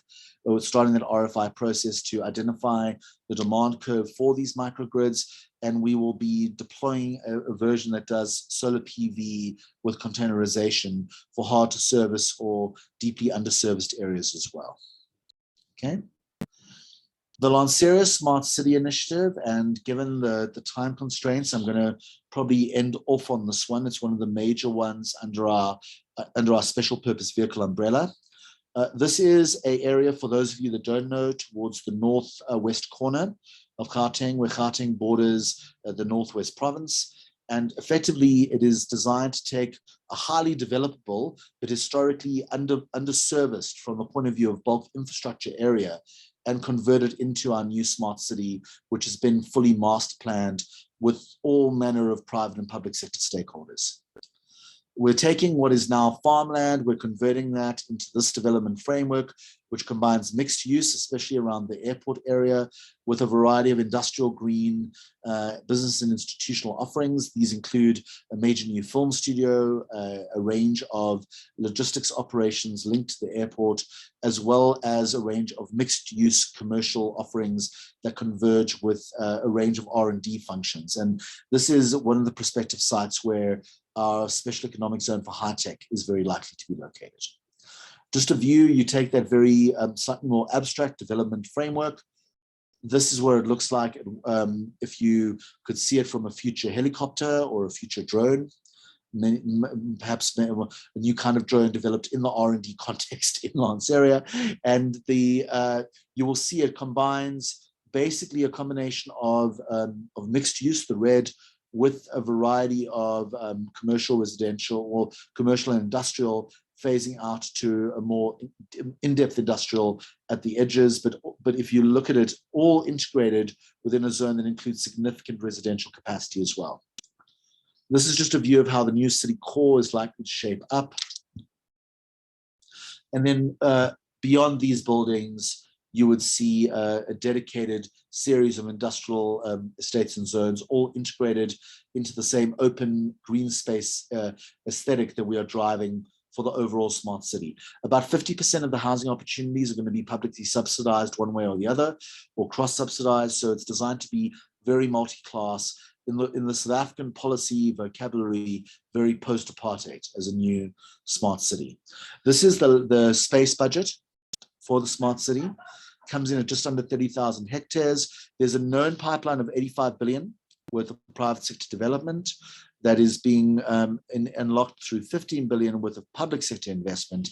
That public sector investment is being financed using what is quite a conventional debt instrument internationally, but it's novel for South Africa, and namely the use of tax increment financing and service charge increment financing. We're collateralizing portions of the future service charges and isolating portions of those service charges under a special purpose vehicle that the Development Bank of South Africa is arranging.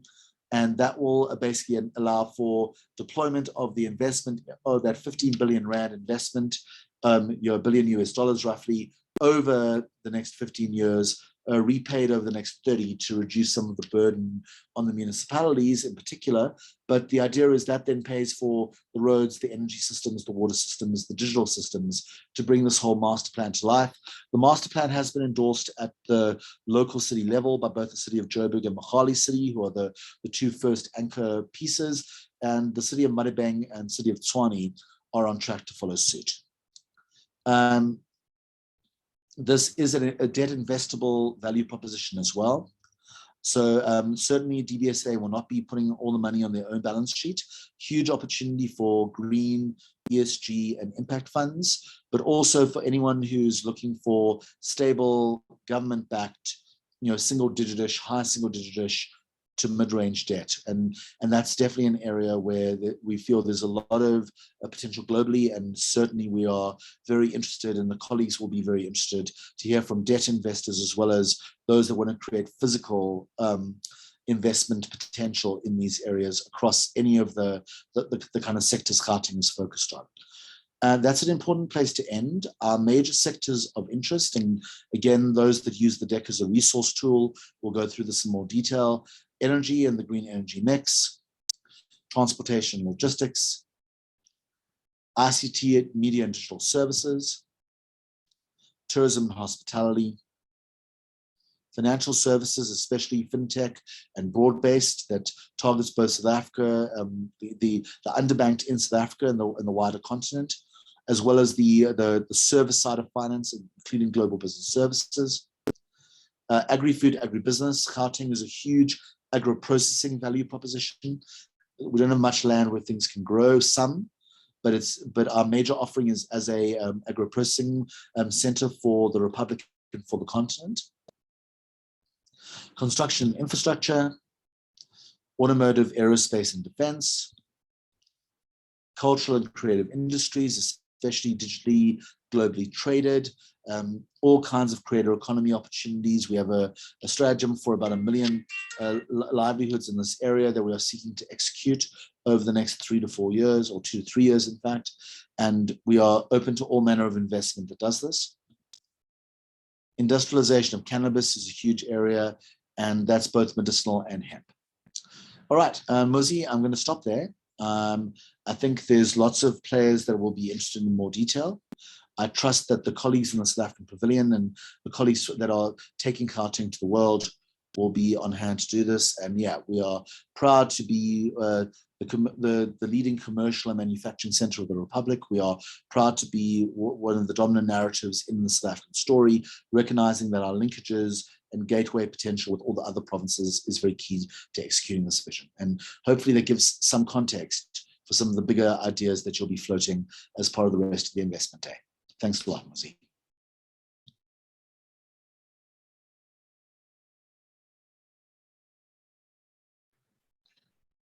Thank you so much, Mr. Kosef, and thank you so much for your time. So ladies and gentlemen joining us and the audience at large, you have heard a very detailed explanation of some of the toolkit and the mechanisms that we as provincial government are using to basically spearhead our position as an investment destination of choice, not only in sub-Saharan Africa, but globally. Indeed, Gauteng is open for business, and that business will be green, it will be sustainable, it will be profitable. Mr. Kosef, thank you for your time. I would like to move to the next session of our discussion, which is basically a series of promotional videos from the investment promotion agencies that represent the Gauteng City region. I'd like the technical team to please cue the video of the province of Gauteng. Thank you very much. as a technical team is queuing. South Africa's economic powerhouse, leading the way in investment, manufacturing, technology, research and innovation. The 5 regions interspersed in and around Gauteng seamlessly collaborate to form a harmonious economic relationship, making Gauteng an integrated city region. Gauteng contributes significantly to South Africa and Africa's GDP. It is the 4th biggest economy on the continent. Over 70 financial institutions and all South Africa's telecommunications companies are based in Gauteng. The JSE's location in Gauteng cements its position as the powerhouse of trade. Gauteng boasts a modern transport infrastructure in which air, rail and road effortlessly connect, making it the gateway to Africa. It is home to Africa's largest and busiest airport, the OR Tambo International Airport. Despite being landlocked, Gauteng prides itself in having the largest inland port in Africa, making it the continent's pulse of connectivity. Pursuant to its commitment towards radical transformation, modernization and re-industrialization, Gauteng is experiencing major spatial and economic transformation in its 5 development corridors. Bold new developments are radically transforming Gauteng's spatial landscape.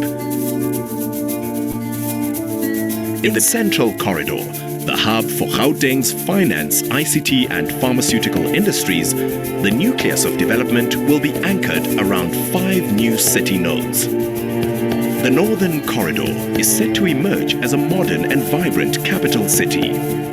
To strengthen its position as the center for the automotive sector, research, innovation and the knowledge-based economy, the Northern Corridor will develop an incubation center for small, micro and medium enterprises within the automotive industry, a business process outsourcing park and the Centurion African Gateway project.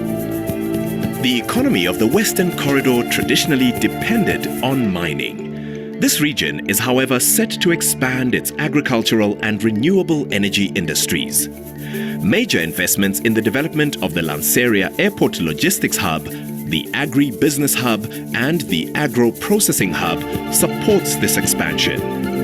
Further developments in this area include investments in a solar manufacturing plant, aquaculture and milling facilities. We recognize that the canals and valleys through which the rivers of Sidibeng flow will serve as infrastructure for urban development in the Southern Corridor. The Agropolis, Vaal River City and the Gauteng Highlands developments will unlock the agricultural potential and waterfront developments in this corridor. Manufacturing has always been the backbone of the Ekurhuleni economy. The true potential of the Eastern Corridor will be unlocked through the seamless integration of its rail, road and air infrastructure. Development in this corridor will be anchored around the Aerotropolis, as well as the Tambo Springs and Centrorand inland ports, resulting in the efficient flow of goods and services.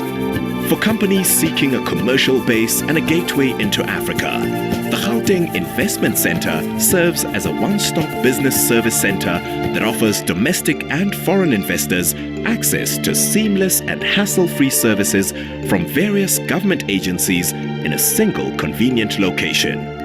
Gauteng has unlimited potential as an investment destination. We are not only a business destination, but we are also a leisure and pleasure destination. Visitors to Gauteng are spoilt for choice in the plethora of options available to them. Whether one chooses the relaxation of its unrivaled nature and wildlife experiences, or to explore the emotional and rich history of South Africa, or simply opt for a more cosmopolitan urban encounter featuring international shopping, dining and entertainment, Gauteng is the place to be. Gauteng's prowess and towering ambitions are also evident in its successful hosting of high-profile sporting, cultural and entertainment events. Gauteng is strategically poised to offer a unique hosting experience. Great moments are staged here. Like leading city regions in the world, modern-day Gauteng is the melting pot of cultures. It is a place where people from all walks of life can celebrate their dreams and realize their ambitions. This is the place where it all happens, where deals are struck, events staged, decisions made, and history brokered. This is Gauteng. It starts here.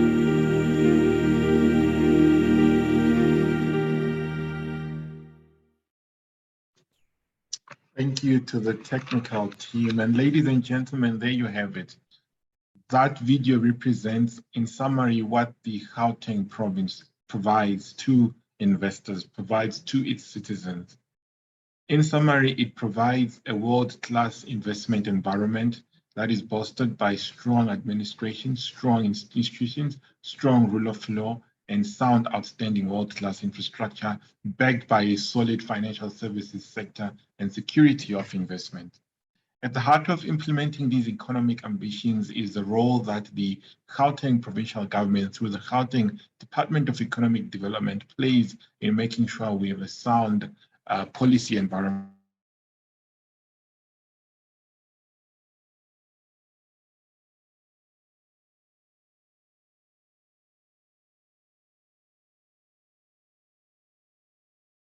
Implementing agencies. At the forefront of those implementing agencies is the implementing agency that I represent, the Gauteng Growth and Development Agency. This agency is responsible for alleviating the cost of doing business in the Gauteng City region, as well as in the rest of the continent and globally. We assist various investors through alleviating various regulatory bottlenecks that investors face. We also help our exporters to expand the footprint of Gauteng-based products and Gauteng-based products in the continent and globally. As such, we have positioned ourselves as a gateway of goods and services to the big African market, unlocking 1.3 billion people and a GDP of 3 trillion to our investors and the various enterprises that are based in the Gauteng City region. Over and above that, the GGDA is at the forefront of rolling out strategic economic infrastructure that unlocks and creates the enabling environment for any type of investment. Additionally, in our toolkit, we do have a subsidiary structure, and each of our subsidiaries are focused strategically on unlocking investment in the various sectors that they are positioned to. Speaking after me will be a series of those subsidiary representatives. We have Mr. Dr. Hank Snyman from the AITC, Ms. Maide Matika from the Gauteng Industrial Development Zone, Mr. Zach Janssen from the Vaal Special Economic Zone, as well as our colleagues from the Tshwane Special Economic Zone, who will showcase to you the role that the provincial government through its agencies has birthed in implementing this ambition. I'd like to start with Mr. Dr. Hank Snyman. Hank, if you can play your video and give us 2 minutes on the value offering and the unique selling proposition of the AITC in the province of Gauteng. Thank you so much.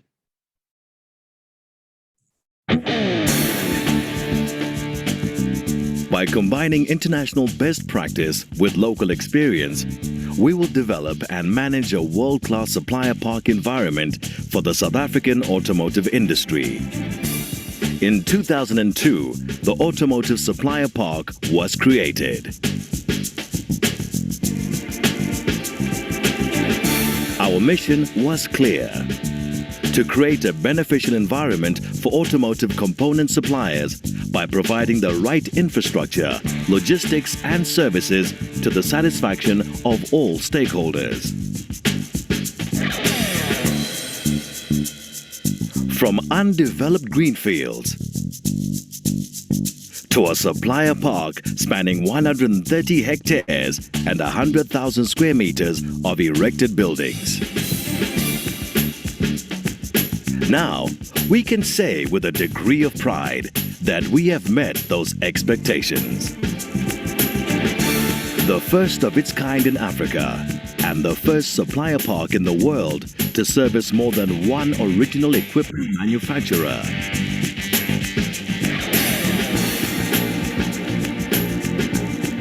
This is the Roslyn Automotive Supplier Park.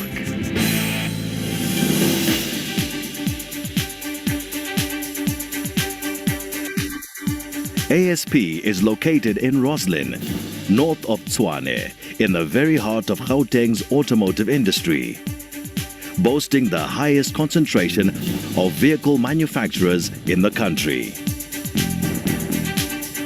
By grouping different technologies, services and service providers, ASP achieves synergies and optimization through economies of scale and contributes to the sustainability of South Africa's motor industry in very practical terms. Factories and warehouses are built to customer requirements and are optimized for effective automotive processes. We provide a full turnkey operation. The strategic location in close proximity to OEMs achieves reduced logistics costs and enables just-in-time and just-in-sequence deliveries to vehicle manufacturers. We provide a comprehensive logistics service. ASP tenants and other automotive customers have access to the central logistics warehouse. In addition, there's the added benefit of the centrally located container depot, able to handle all the inbound and outbound container traffic of the park. The truck staging area manages all truck movements through the park and is optimized for automotive logistics processes. Key to the success of ASP is the advanced information and communication technology infrastructure. Tenants are offered a wide range of ICT services.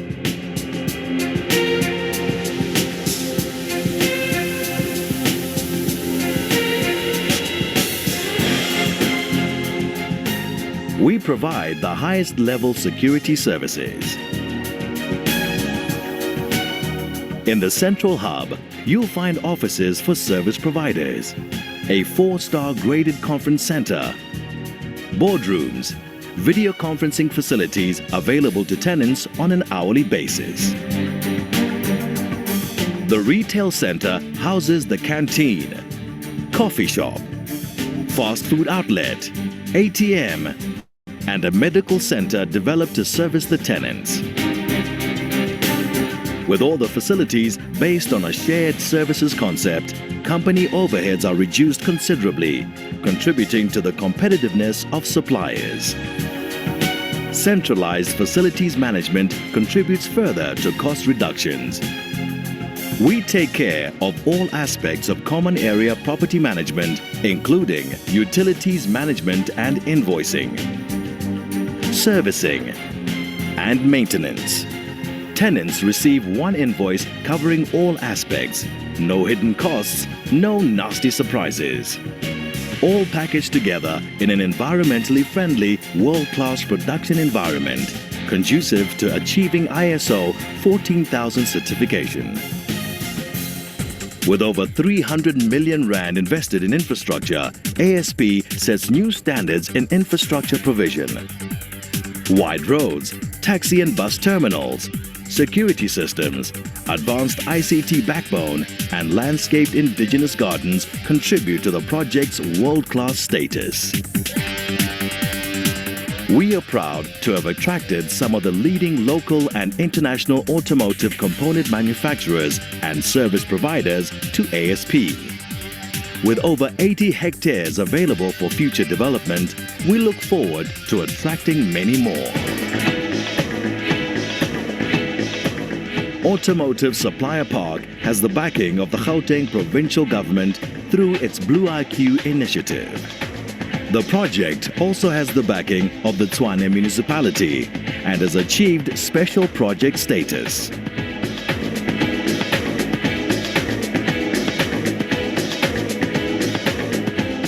Automotive Supplier Park, the prime location for automotive component suppliers. A vision brought to reality.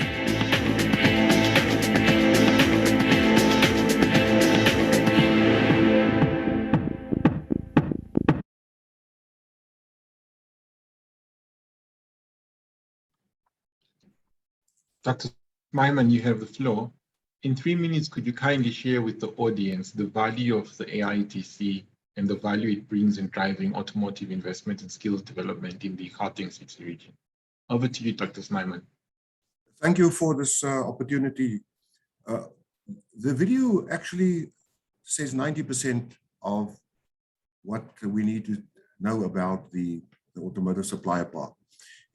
We have created a working, safe environment where it is easy to get into the production line, into the supply line to the automotive industry in Gauteng.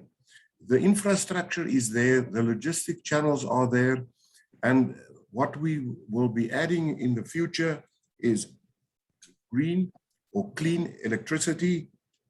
There's a significant project has been initiated in terms of solar so that we can supply the manufacturers with green energy, and that is also what the automotive industry requires from their suppliers.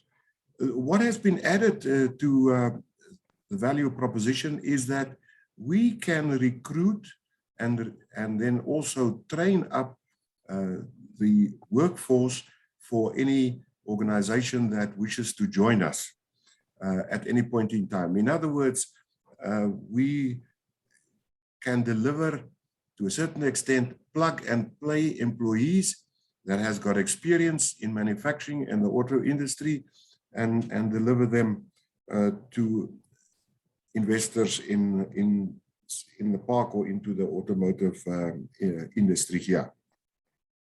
With our sister companies, we will guide and do a one face to the customer or a one-stop process induction. In other words, starting with supporting visa applications, getting bank accounts going, getting the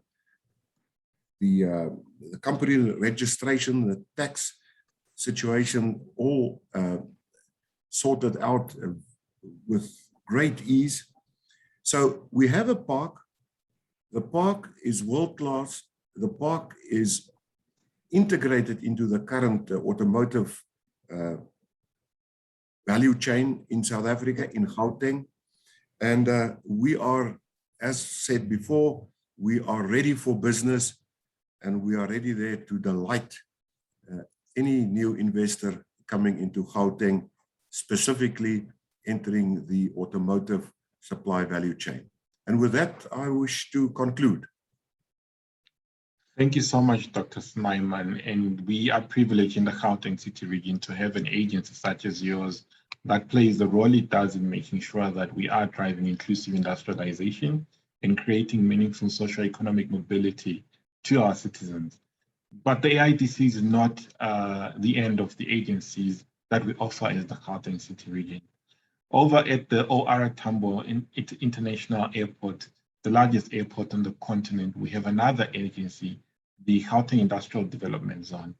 Joining us on this platform is Ms. Maidei Mateka, the Chief Investment Facilitation Officer of the GITZ, who will share with us by way of presentation what the value offering of the GITZ is to the investor and to the Gauteng economy. Thank you. Over to you, Ms. Mateka. Thank you so much, Muzi. Good afternoon to everybody. I just need access. The host has disabled screen sharing. Tech team, could you please assist Maidei and give her sharing rights?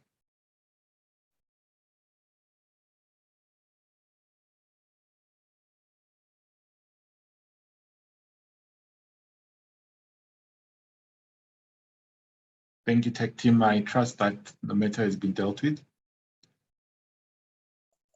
Not yet, but in the interest of time, I will speak to the issues.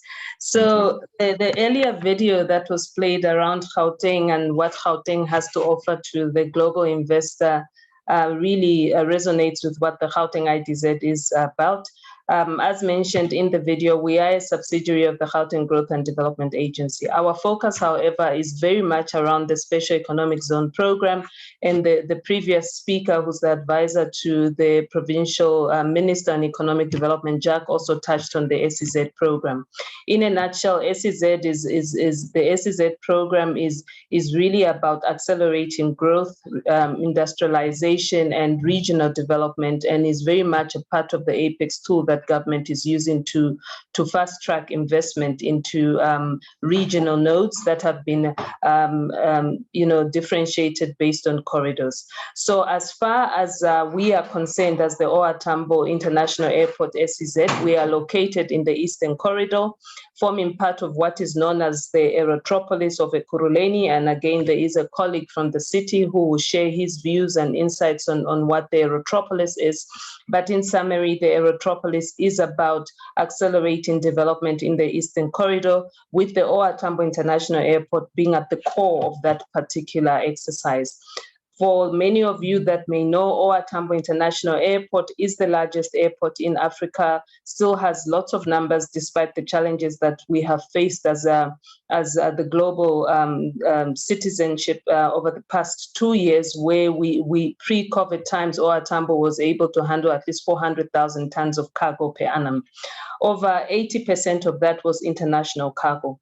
Because OR Tambo has access to different markets globally, it did make sense that we would set up a special economic zone linked to that particular airport, because with that would then be able to access different markets, whether it's in the Americas, the Middle East, Asia, and of course the key one being Africa, where we continue to drive investments into Africa for African consumption. And this particular SEZ is keen and is positioning itself to do just that. We have already started with the first phase of this development, where we've been able to develop and secure investment in one of the largest food factories in the world, the second largest, in fact, globally for a food processing facility of its kind, just over 20,000 square meters under roof. This particular investment is able to access, to ensure that we can then export to different parts of the world. We are also in the process of finalizing the establishment of our jewelry precinct, which is intended to be very much what has been done in Dubai around accelerating or enhancing the beneficiation of minerals that are mined in South Africa. As you know, South Africa historically has been a mining country, be it gold. The whole notion of Gauteng, as the name will tell you, that the city of gold and the way it started. And so we are wanting to leverage that experience that the country has, that in recent years has suffered a little with a reduction in numbers, to set up a precinct that will ensure that with access to SEZ incentives, investors can then be able to then manufacture or at least add value to the gold, to the diamonds, to the platinum, and export that to international markets. So that one precinct is already well on its way. And we therefore also then have investment opportunities that we are ready to share with the market around what next it is for us as the SEZ. I am sharing now. I hope we can see now that I've been given rights. So what I've spoken to you about really is about what it is that we are doing, but more to the point, what are the benefits of this particular SEZ? We truly believe that if you're looking to invest for the purposes of exporting, whether it is to continental Europe, the African market, or the Americas, there is no better location than this. Because of its location inside Africa's largest airport, you'd have access to the ability to manufacture and have the belly of the plane pretty much at your doorstep. As we move forward, we've also packaged other opportunities, and some of those are in the process of being availed for market uptake. We have just over 100,000 square meters, and that 100,000 square meters would be centered also around what we've always defined as high value, low mass production opportunities, whether it is fresh food products that we term agro-processing or agri-tech, very much indoor vertical farming, cold storage, shelf life extension solutions for fresh food. We believe this is a benefit. South Africa sits counter-seasonally to Europe, and therefore when the European continent cannot, grow fresh fruit, we are able to deliver that and ensure that the world continues to benefit from some of the beautiful fruit and food that comes out of South Africa. A key one, of course, is the healthcare system. As you know, Africa has one of the largest disease burdens in the world. And pre-COVID, we had identified that there's a need for us to really pay particular attention to this sector.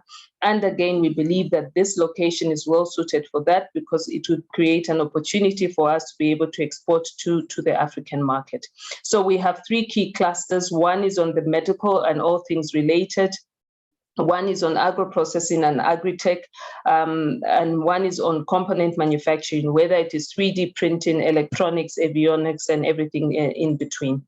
The reasons really speak for themselves, and I'll not go into them. I think we've all, in the last 2 years, because of the disruptions to the global value chain, appreciate the need to not just consolidate investment in one market, but that it is necessary to have regional nodes of this investment so that investors can ensure that when they can't access a particular market, the goods are still able to reach other regions. And so for us, we believe that this particular location would be able to provide an investor with that opportunity. Being 2 hours away from the major nodes within the Southern Africa Development Community would mean that you would invest in South Africa, but very easily be able to get your goods into Nairobi, very easily be able to get your goods into Lusaka, and so on. And so there is ample opportunity for this particular zone to be considered for that. We have run the numbers, and again, we believe that the numbers do speak for themselves, because we do believe, of course, that investors would also want to look as to why would I invest in that, the value proposition notwithstanding. The returns themselves indicate that, in fact, there is also a financial reason and a basis for one to consider. Obviously, benchmarking this against the 20-year South African bond, we believe that overall the returns of the investment are positive and that there would be a basis for those particular investments. We are also looking at an additional 63,000 square meters also located on the Eastern Corridor, where we are hoping to accelerate investments in the platinum group metals application streams. Again, South Africa being the major producer of PGM in the world, we are looking to enhance production in dental and medical devices, the fuel cells technology, given where we are going as a world, where we all have committed to reduced carbon emissions, and the hydrogen economy and what it can do. This particular land parcel, SEZ, will also complement and support that, and not just for ourselves, but also complement the broader efforts in the province. We have other SEZs as well that are looking into this, whether it is on the Western Corridor or on the Southern Corridor. And together, we believe that the Gauteng City region is well positioned to be able to support an international investor with this. All of this really speaking to, if you will, Chair, the opportunities that we want to present to the international investor, whether it is for manufacturing purposes, whether it is for companies that want to focus on the African market, whether it is for the medical cluster, whether it is for agro-processing opportunities that we believe are well able and ready. We believe that the location advantages of OR Tambo SEZ, its linkages to the airport, cold storage capabilities, its country advantages, the fact that we are counter-seasonal to Europe. Of interest, Gauteng does not grow the much beloved grapes and fruit coming out of South Africa, but remains predominantly the #1 exporter, because all of this is consolidated into the province coming out of the Western Cape and so on. So again, we have that comparative advantage of logistics, of being able to service not just our own country, but neighboring countries. Last but not least, I think we are well positioned to take advantage of what the African Continental Free Trade Area Agreement will, once it is well up and running, be able to offer a potential investor that is looking to invest into the African market. I just thought to share that because instead of playing a video, I thought to have a quick conversation about what it is that we're about, because I think the first video that was played on Gauteng and its opportunities was quite exciting, the African rhythm to it. So I didn't want to take from that, but rather share these opportunities and hope that we'll be able to hear more from potential investors that are keen to talk to us about these opportunities, how together with the GGDA we can work with them to ensure that they can set up shop here and support them to grow their money money and grow their investments. Thank you so much. Thank you so much, Maide, and thank you for showcasing the exciting things that are happening in the Eastern Corridor of the Gauteng City region through your agency, which is at the center of the manufacturing hub of the Sub-Saharan Africa, which accounts for at least 30% of all manufacturing jobs that come out of this continent.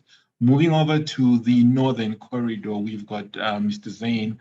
Zain is going to walk us through the exciting work that the Tshwane Economic Development Agency does in driving inclusive industrialization in the Gauteng City region. Zain, over to you.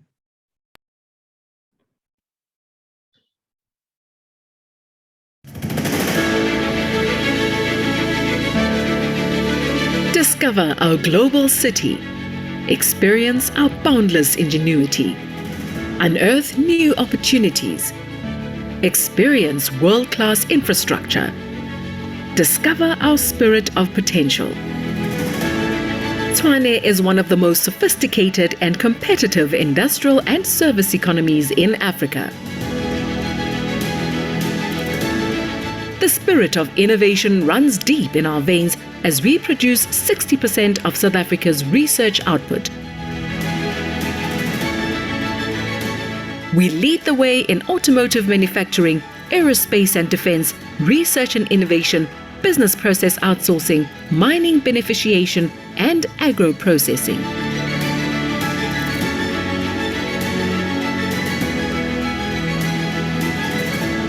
With many multinational and Johannesburg Stock Exchange listed companies having their domestic and global headquarters in Tshwane, investment opportunities abound. Tshwane boasts a world-class ICT infrastructure, having the largest deployment of free municipal Wi-Fi provided by a municipality in Africa, bridging the global information divide. This explosion of innovation has led to unprecedented growth in exports over the last decade, with Tshwane way ahead of the national growth level. Our key export products being automotive and automotive components. Centrally situated on our national road network, Tshwane is perfectly positioned and connected with our neighbors in the SADC region.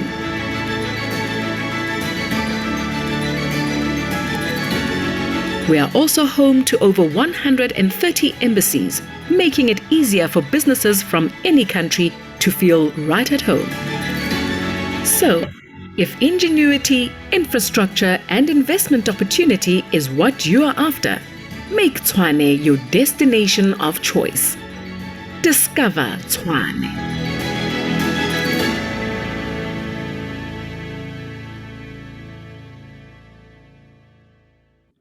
Mr. Zain Mahaya, over to you. 3 minutes there.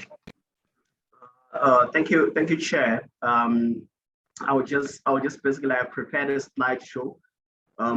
We are basically an entity of the city of Tshwane, and we are responsible for facilitating economic growth within the city. We do this through various options which we have. We promote and facilitate investments. That is your direct investments. We also assist companies which are already within the city to be able to expand. And we don't just stay there. We also help most of the companies which are within the city to be able to access markets with regards to the export markets. And we're also involved in catalytic investment projects within the city. We're also in charge of ensuring that we have tourism growth within the city. As highlighted earlier on, we are on the northern corridor of the province, and we are basically the third largest city in the world in terms of landmass, and we're also the administrative capital of the country.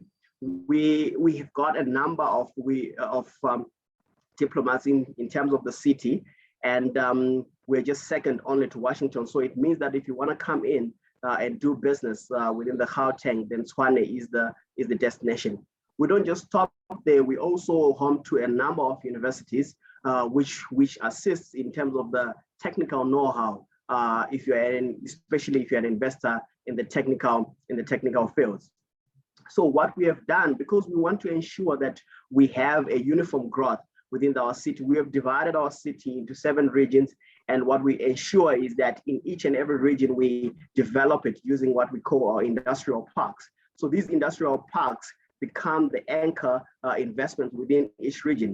So we want to ensure that when you come and invest into the city, you're not just going to be confined into a single region, but you will actually be able to get access to infrastructure in all the regions which are there within the city.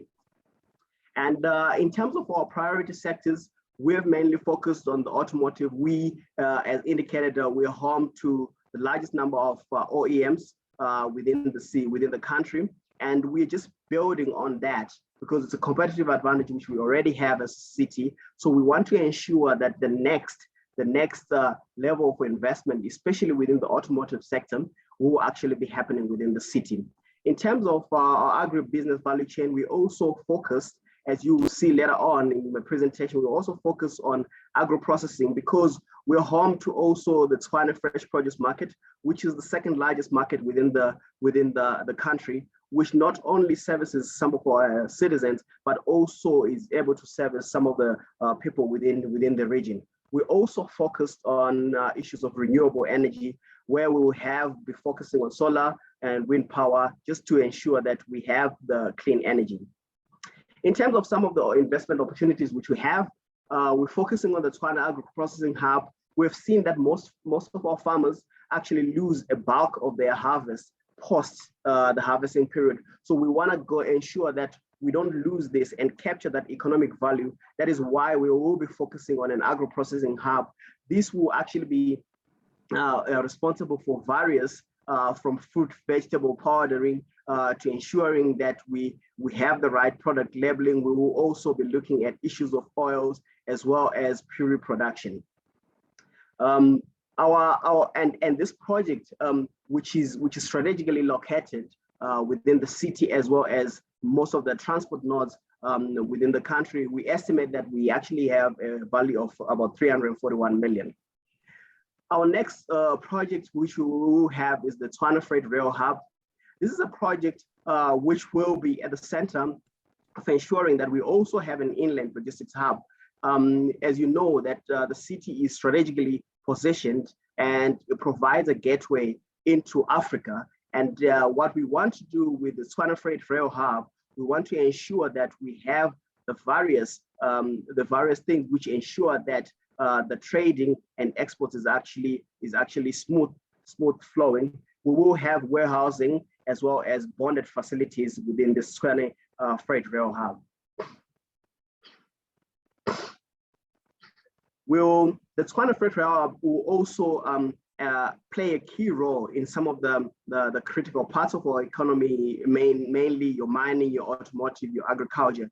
These industries are highly dependent on a transport system which is very functional. And with this Tshwane Freight Rail Hub, we'll be ensuring that we will provide the necessary support to businesses which will be resident within the city.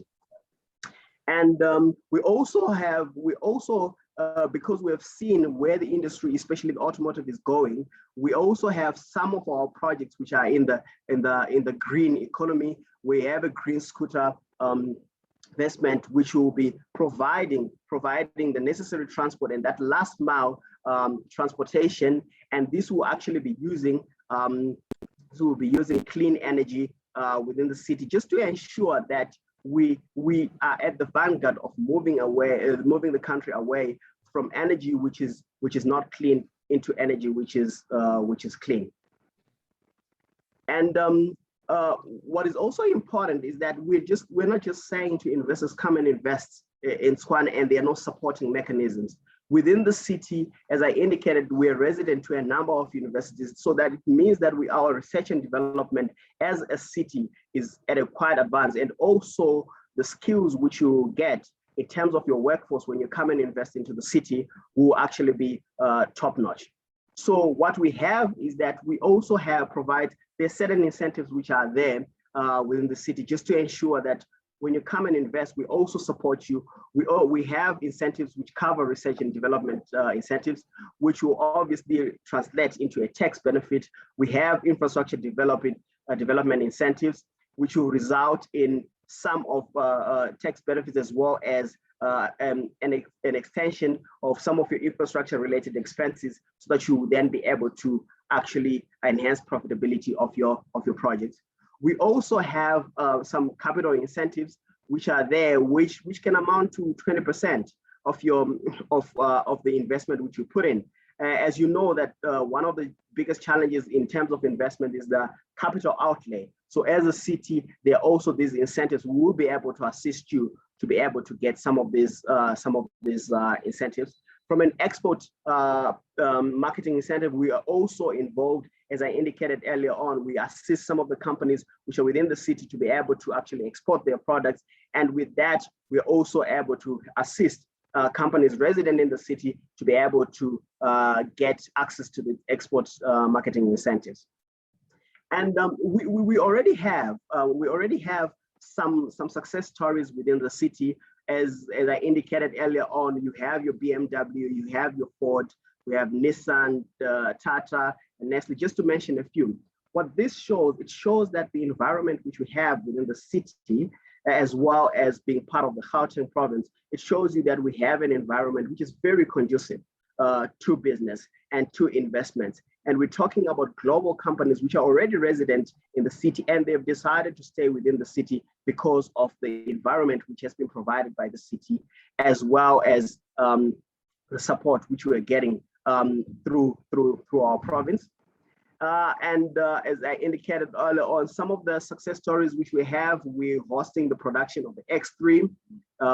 We are also involved in the production of the Ranger, the NP3 300, as well as the Navarro production, are currently resident within the city. We have bus assembly within the city. We have truck assembly. We also have a small assembly facility within the city. So overall, this just shows you the environment which is within the city, which we'll be able to actually support in the event that you come and invest within the city. We also have a waste and energy project, which is basically a biogas plant, which is a flagship project, which will aim to supply about 4.7 megawatts. As you know, that as a country, we are struggling with regards to electricity, and us as a city, we understand that electricity is important in terms of the development of the country, and we want to ensure that companies which are resident within the city have the necessary support. So we as TIDA, we're saying, come and invest in Tshwane, and we will be able to support your business fully. Thank you.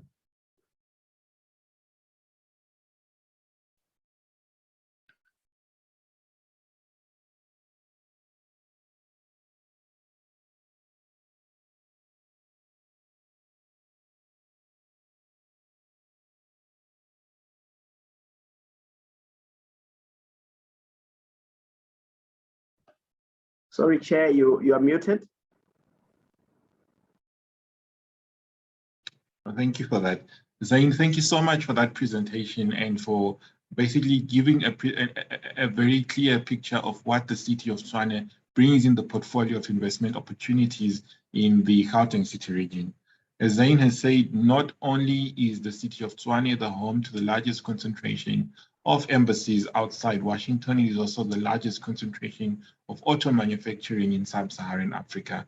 And feel free to contact Zain and the team if you have an interest in investing in those opportunities. My next presenter comes from the Tshwane Special Economic Zone, which ironically is also based in the city of Tshwane, where Zain is represented from. The Tshwane Special Economic Zone is home to the large Ford production center that Mr. Kosef, as well as Ms. Buthelezi from the Ford company, spoke about. Joining me in speaking about the exciting work of the Tshwane Special Economic Zone is Mr. Msogoli Ntombana. Mr. Ntombana, 3 minutes of your time, sir. Please share with the audience in Dubai and globally the exciting work that is being done at the Tshwane Automotive Special Economic Zone. Thank you, sir.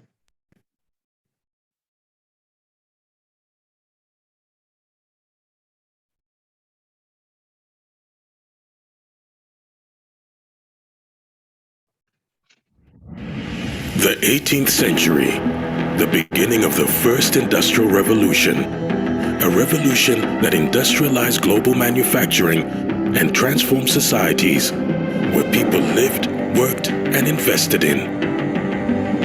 But would you have been part of it?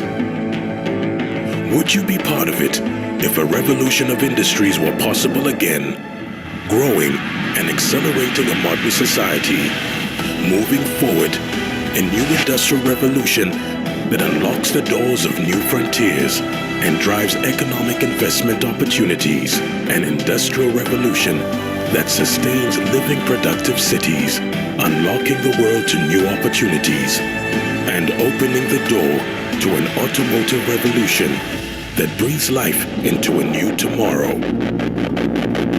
But will you be part of it?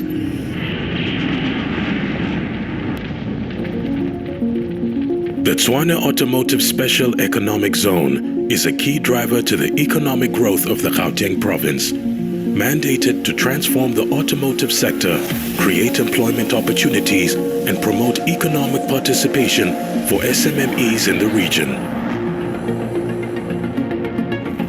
The Special Economic Zone is a living, green, and productive city which offers unparalleled connectivity, state-of-the-art modern infrastructure facilities, supportive services with world-class manufacturing, and logistics infrastructure. The Tshwane Automotive Special Economic Zone is strategically located in Silverton, northeast of the Gauteng-Tshwane region.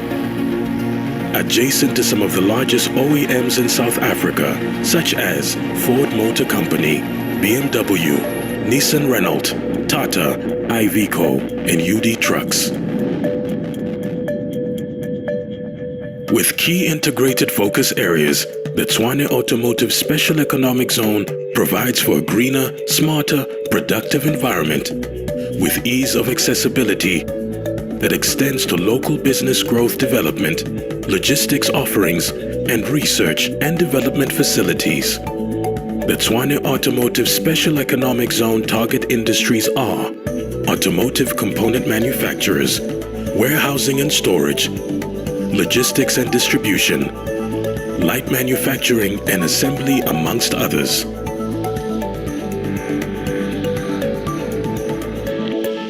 As a leading investment destination, the Tshwane Automotive Special Economic Zone offers globally competitive and compelling value propositions such as favorable government incentives, investor support, and value-added services. The Tshwane Automotive Special Economic Zone is committed to meaningful employment and business opportunities for all its local communities, with sustainable socio-economic interventions that contributes to the lives of our communities. The Tshwane Automotive Special Economic Zone is a living automotive city with an integrated ecosystem that attracts and retains investment and delivers a supportive economic infrastructure, opening the door to an automotive revolution that breathes life into a new tomorrow. But will you be part of it?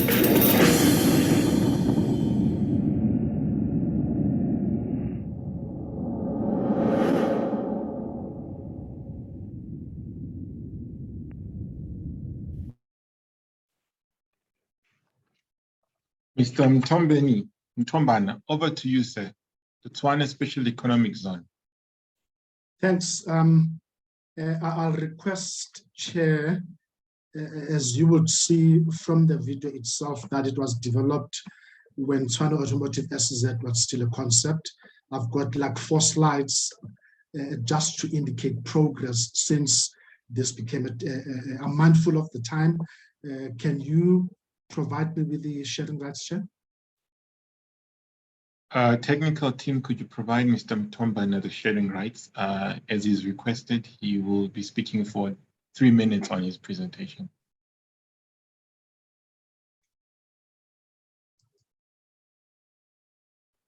I hope I've got. Can the colleagues see?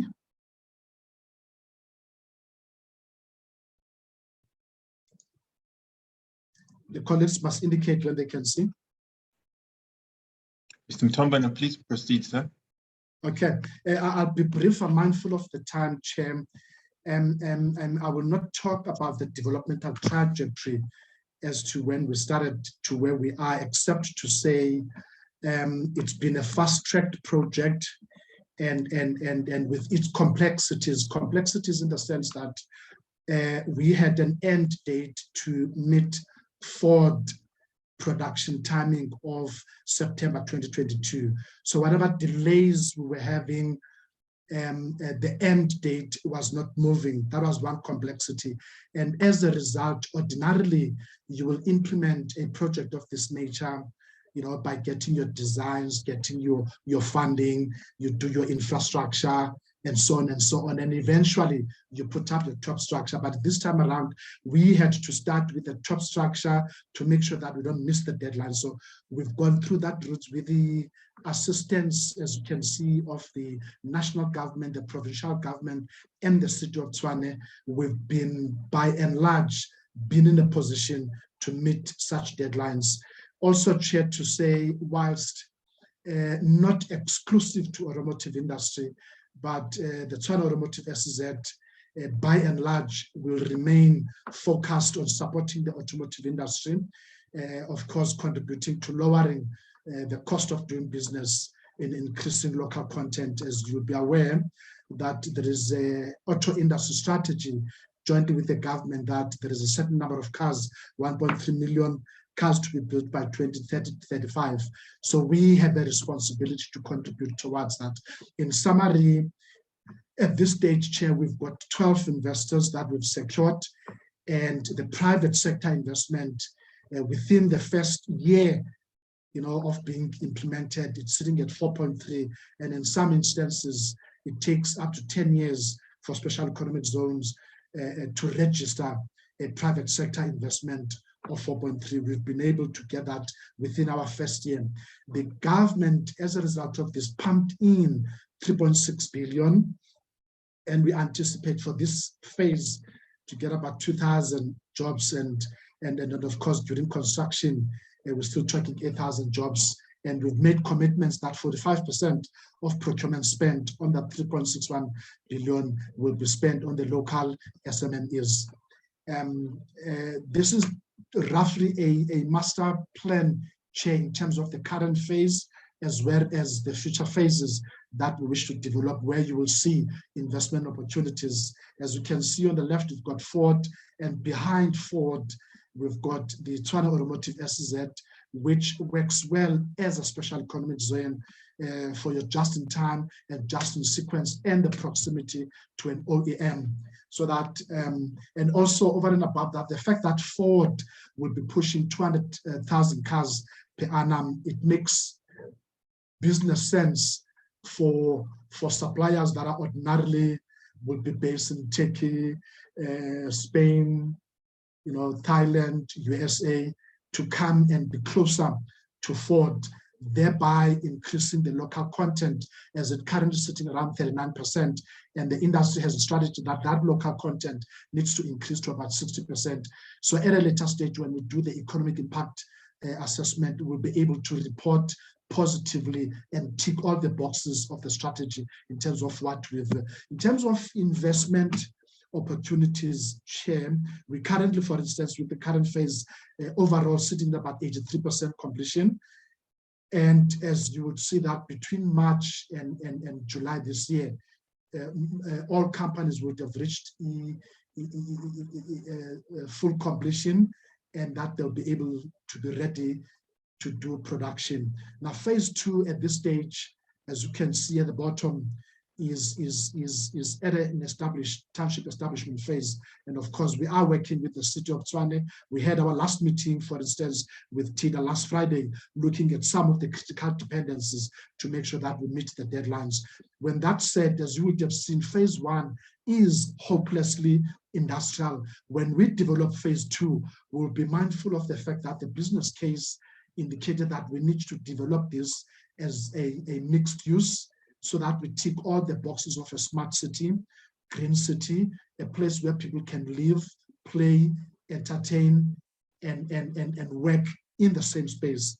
And therefore, there will be, once we conclude the business cases, business opportunity to invest in the housing element with both medium and high density, to also invest in a high performance educational facility. We'll be working with AIDC in this instance to create a high caliber grade 12 students that are PhD material, so that we can be able to develop the engineers development program, partnering with the research centers like your CSIR. So we will be implementing on that. Of course, we'll need private sector to participate. The retail and office nodes over and above the industrial node, so that we tick all the boxes of a smart city. Incubation programs that we're working with AIDC and a training academy, looking at all the latest requirements by the auto industry, mechatronics, robotics, and so on. Sport and recreational facilities. Second last slide, Chair, I'm almost done.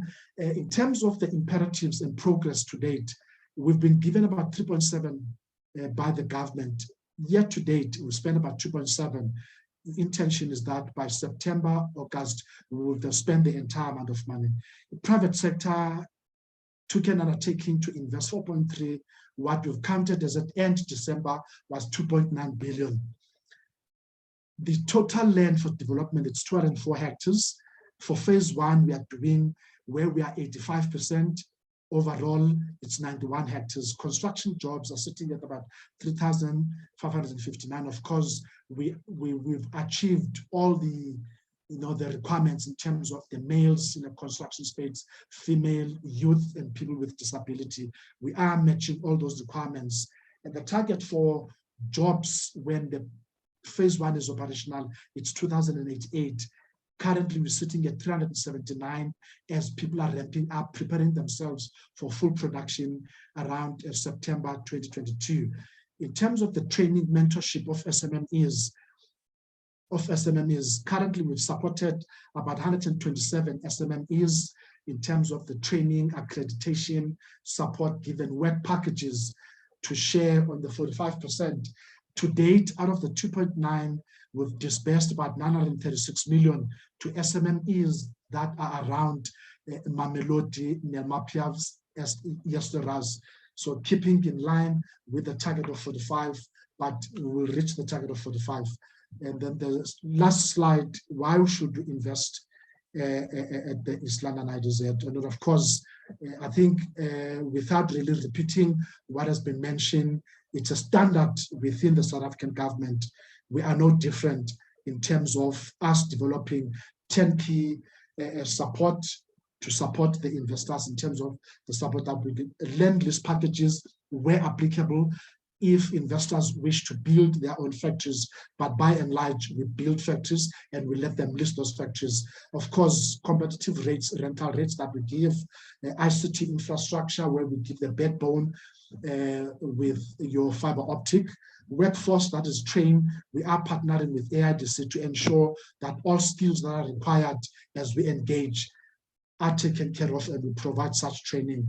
Of course, the government incentive facilitation will provide to make sure that we give that interface between ourselves and the government. Other value services, fiber optic, IP telephony, internet and web hosting, server and email hosting, electricity usage analysis, so that we can do such analysis and do savings where applicable. Dedicated logistics, access, and net response. And then, of course, there are government incentives that are generic, 15% corporate tax to those that are qualifying, building tax allowance, employee tax allowance, and enhanced funding strategy that is available from your IDC and other enterprises that belong to government, skills development, and so on. I think as a value proposition, I will not repeat what other colleagues have indicated in terms of our proximity to 3 major OEMs, which makes it easy for suppliers that locate within the SZ to be able to, to save in terms of logistics costs. One-stop shop strategy that we have. Where do I move this? Okay. Yeah, one-stop access to biggest automotive sector skills pool, considering all the training that has been made available to support the industry, and then proximity to renowned research and development centers like the CSI, for testing and other facilities. You have 30 seconds, sir. Okay, 30 seconds.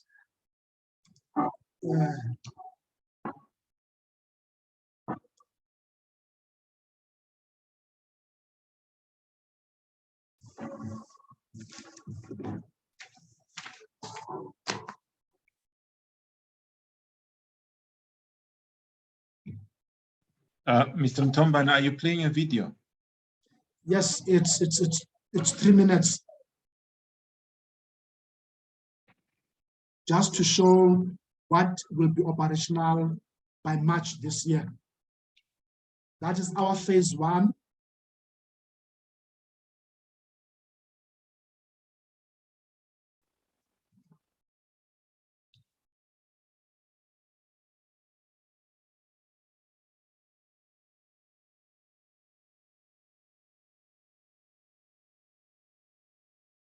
I will pause in about 10 seconds.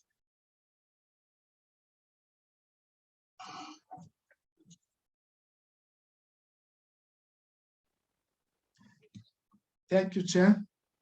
I'm not going to conclude there. I just wanted to show progress that we've done, and then thus far, otherwise we are open for business. We've commenced with our phase 2. We will commence quite soon once budgets are confirmed with our phase 2 development. Thanks, Chair. Thank you, Mr. Mtombana. And our next presenter, Mr. Zach Jansen, I have the utmost faith in Mr. Zach Jansen in his ability to be punctual with time. Mr. Zach Jansen is from the southern corridor of the Gauteng City region, and he's representing the Vaal Special Economic Zone. Zach, over to you. Thank you, Program Director, and thank you to all the participants and the investment community. I've got the pleasure in introducing one of the newest SEZs as part of the fold to you. The SEZ is in the Southern Corridor, as was mentioned. The SEZ, what I'm going to speak about is just the introduction of the SEZ, the situational context, the emerging business case that we're starting to see developing, our developmental stages, and why you should invest in the Vaal SEZ. I'll keep it very short and very sweet.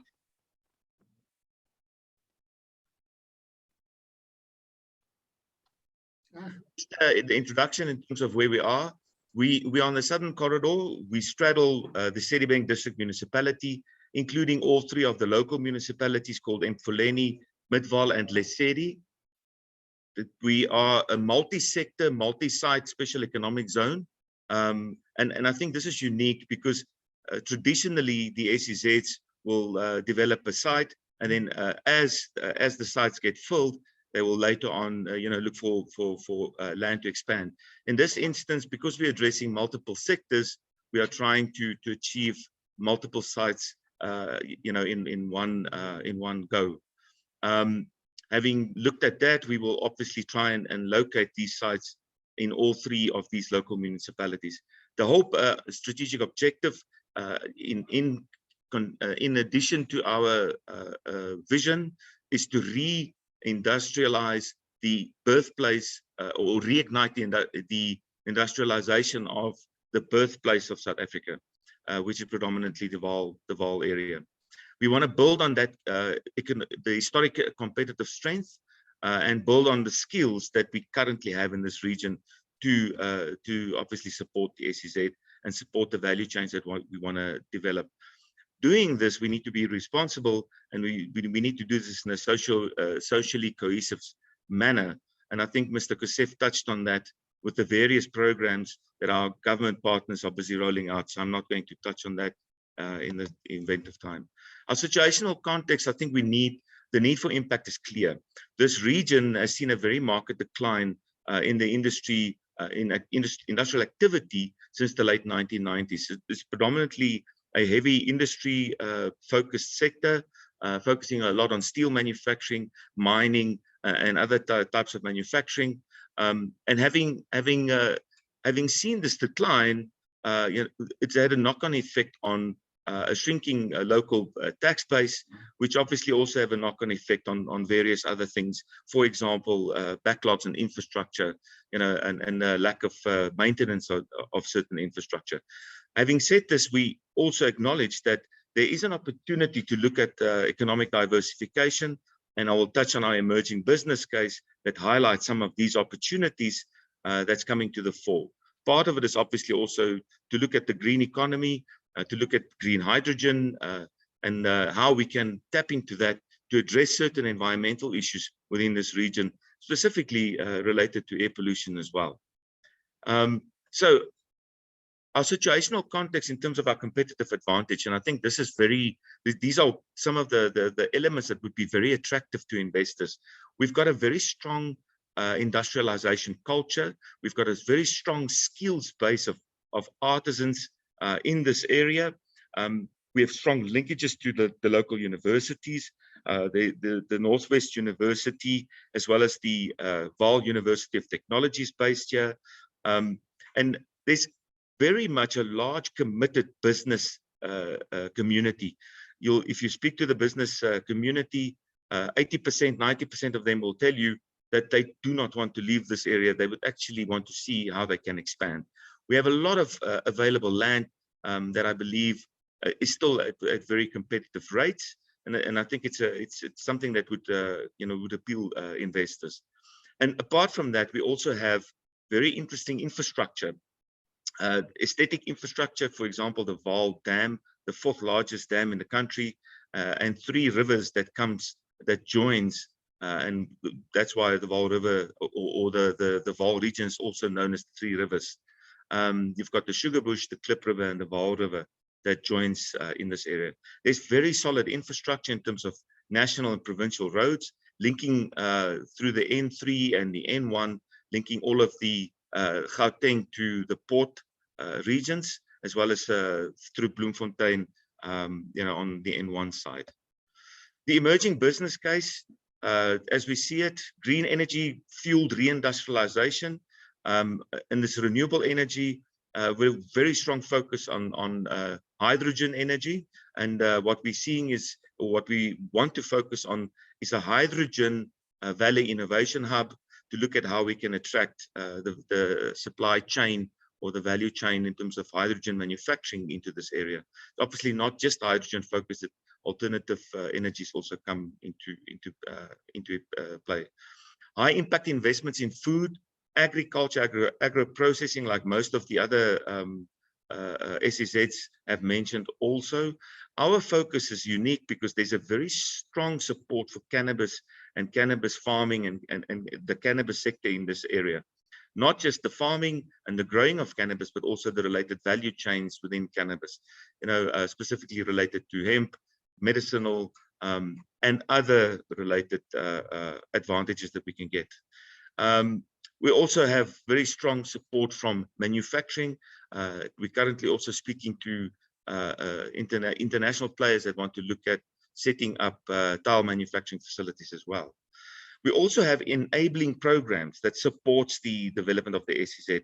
We have the Vaal River, as I mentioned, which is a very strong tourism attraction, but also facilitates through the Vaal River and the Vaal Dam, facilitates blue economy activities. Now we can also use the river for transportation of goods and people, which will become very interesting opportunities in the future. There's a smart city planned along the banks of the Vaal River, also enable the development of the SEZ, where you have not just people that can work in the SEZ, but also live and play, which becomes important. The last point, and I think that on the slide that's a very strong point, is the linkages between the township and the rural economies. And I think Mr. Kosef alluded to that. I'm not going to deal a lot. I'm not going to delve into too much detail, apart from saying we need to tie both the township and the rural economies into the value chains of the SEZ, thereby strengthening our industrial participation. The program currently, we are operational. The company is registered. We are staffed. Our strategy is completed. Our annual performance plans are signed off, and our site locations are confirmed.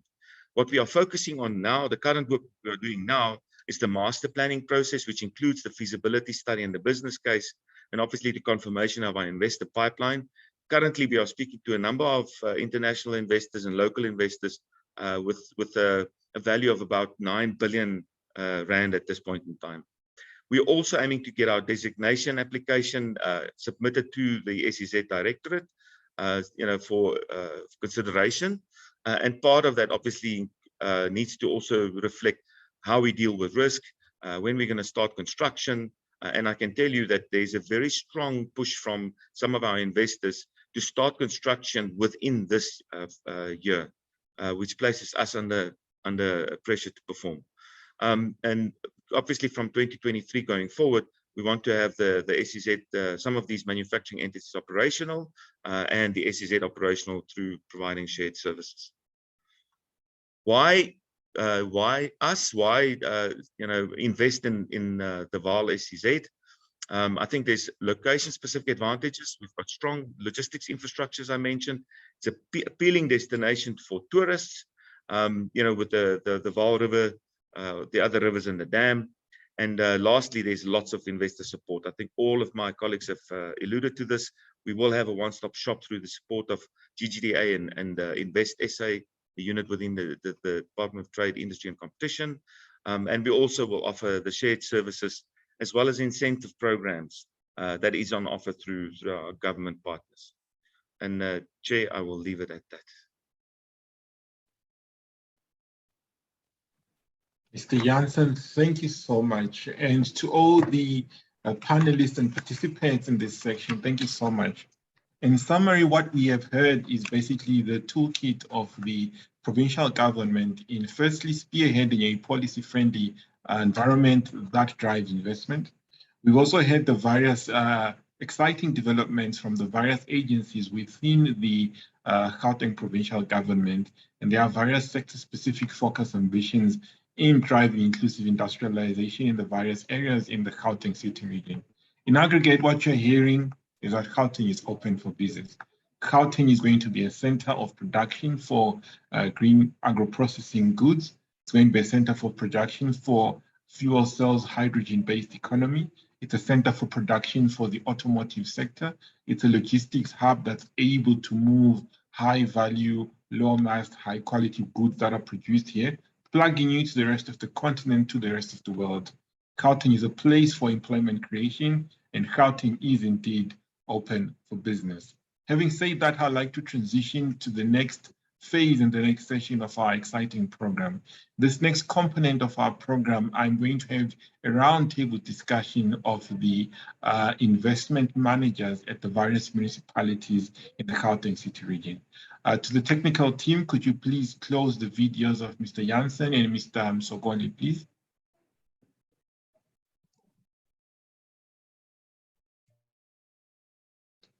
Thank you so much, technical team. As I said, in our next phase, I would like to invite Mr. Marcus Valiso from the city of Johannesburg, Mr. Teboho Motlakeng from the Sedibeng municipality, and Mr. Kwagela Silaga from the city of Ekurhuleni.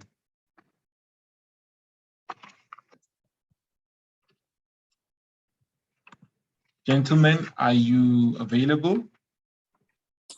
Yes, Program Director. Yes, that is available too. Teboho, I see you, thank you. And Mr. Silaga from the city of Ekurhuleni. Are you available?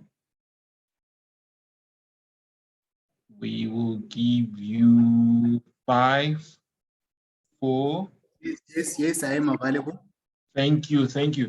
Gentlemen, ours is a simple task. We are going to have a cordial discussion on basically the role that municipalities play in making sure that the city of the Gauteng city region is the city region that it claims to be, particularly because we have a very multi-city and multi-layered government system in the city region. I'll lean upon you to basically give guidance and share your thoughts on the role that you play. I'll start with Mr. Marcus Valiso. What is it that the city of Johannesburg does in basically unlocking investment activity and attracting investment into the great city of Johannesburg?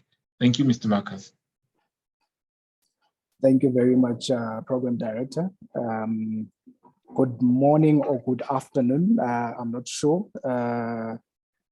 but definitely we welcome investors into the session. I want to greet, of course, my Executive Director. Hopefully she is connected to the session. The leaders, of course, from a provincial government perspective. Definitely welcome to the session. By way of introduction, my name is Nangamso Marcus Baliso.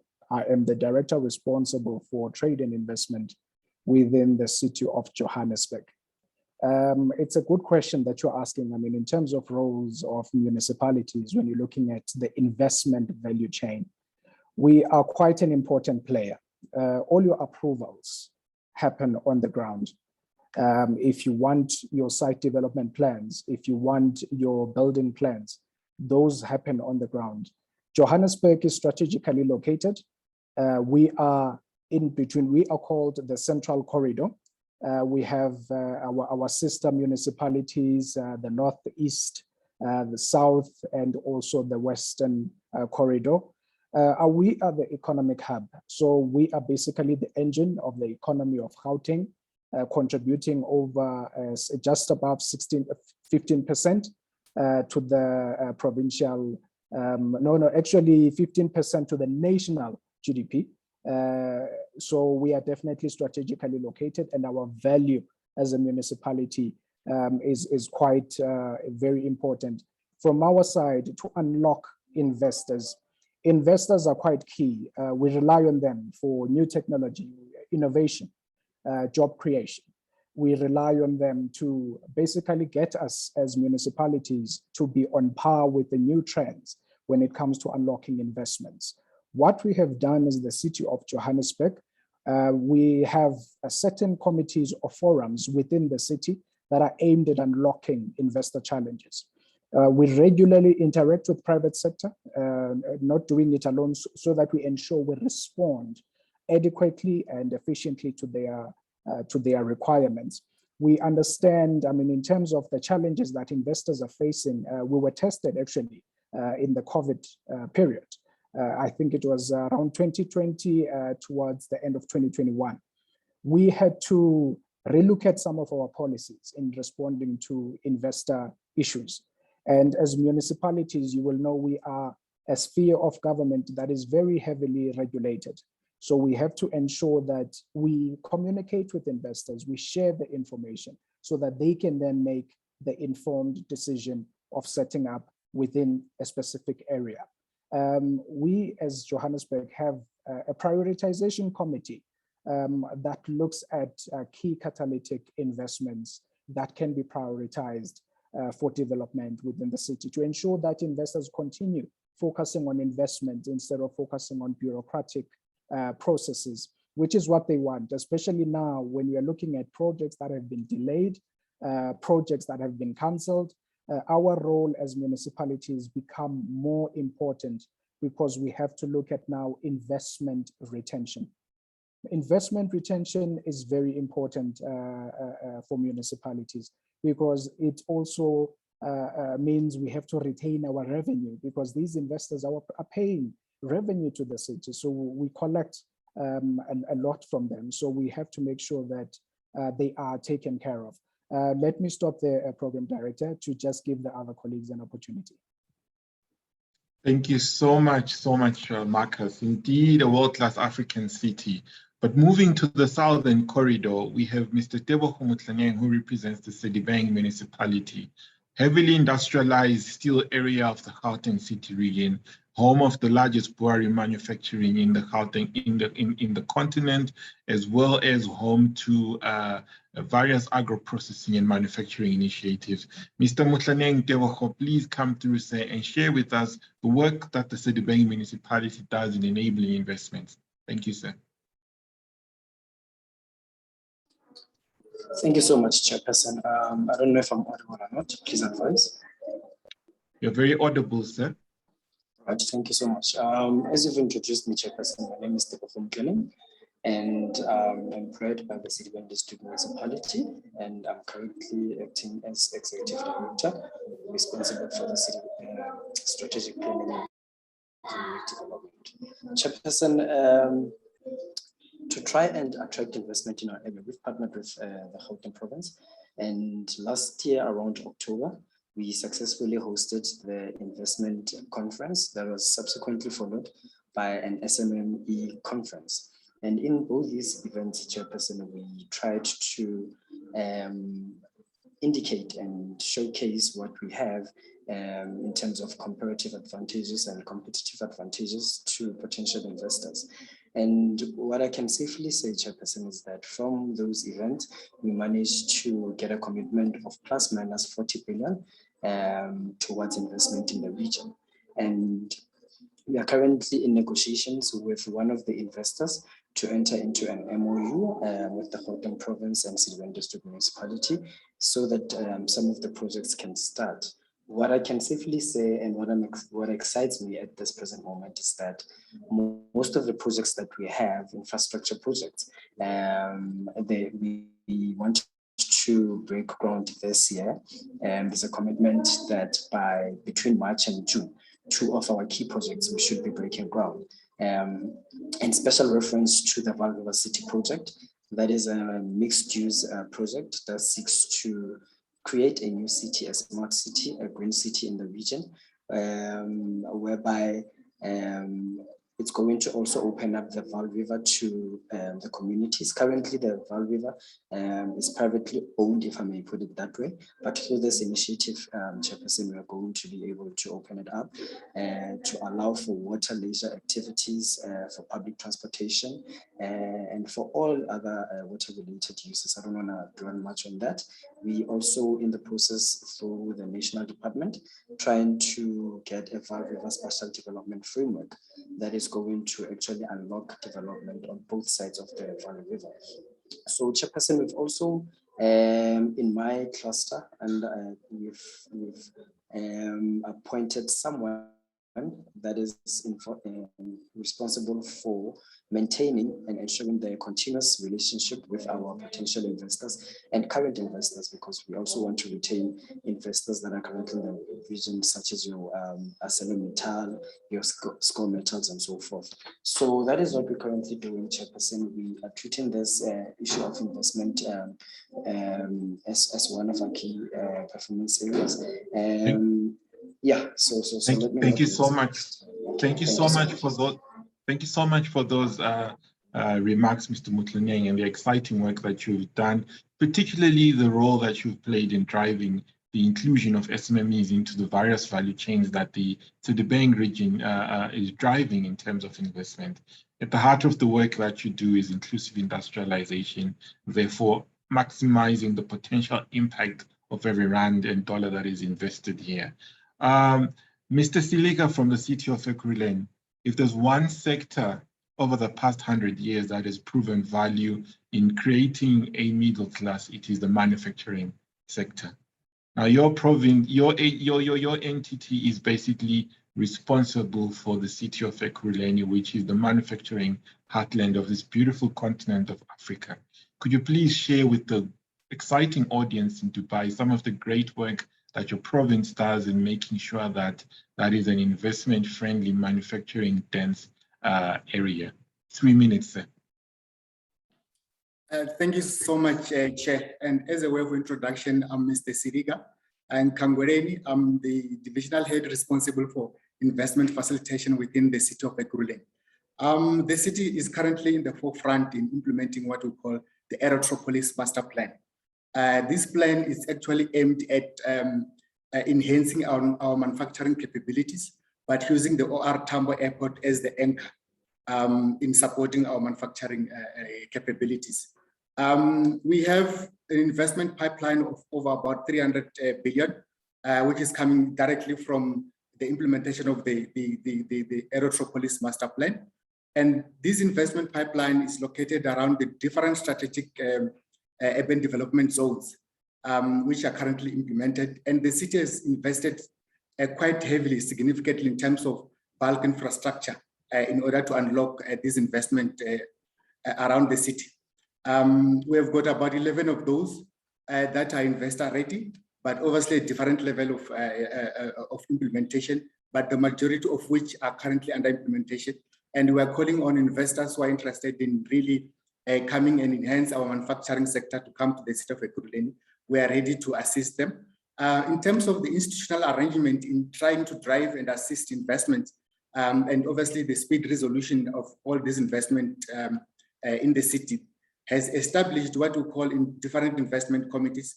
There is what we call the Development Facilitation Committee. This is the committee that directly reports to the city manager. So it assists investors in terms of timeless decision making in ensuring that projects are not delayed. But that committee is also supported by what we call investment committee. These are committees that are normally constituted by technical people who understand all the different processes that these developments must go through, and obviously also then assist and provide all the required technical expertise in resolving any investment challenges that investors might be obviously faced with.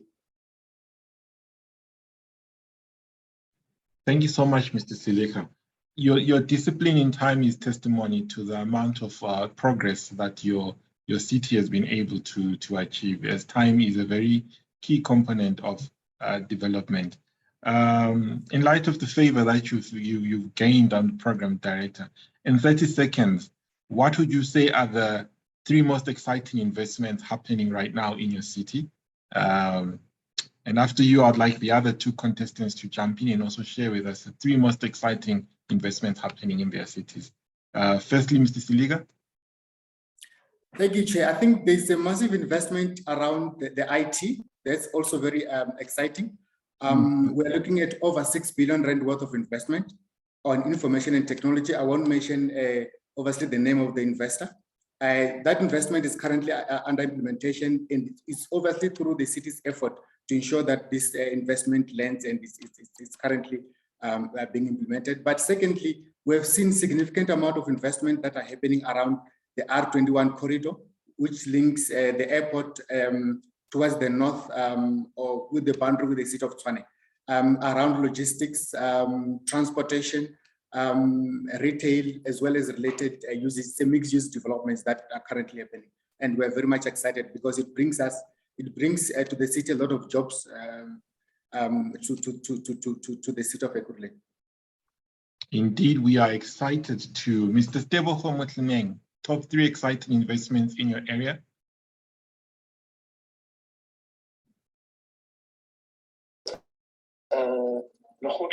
Chairperson, for my area, it's the Vaal River City project. It's the green energy project, the hydrogen energy project, and the investors there is Mitochondria. And the third one is the Vaal Aerotropolis project, which is going to actually link up with our road and rail network systems that we currently have in the energy. I think those are the top 3 that I can think of. Very exciting indeed. No doubt a lot of reindustrialization happening in the Sedibeng area. Mr. Marcus Baliso, you have the pleasure of being the last speaker. Top 3 exciting investments in the city of Johannesburg. Don't give us too many goosebumps, please.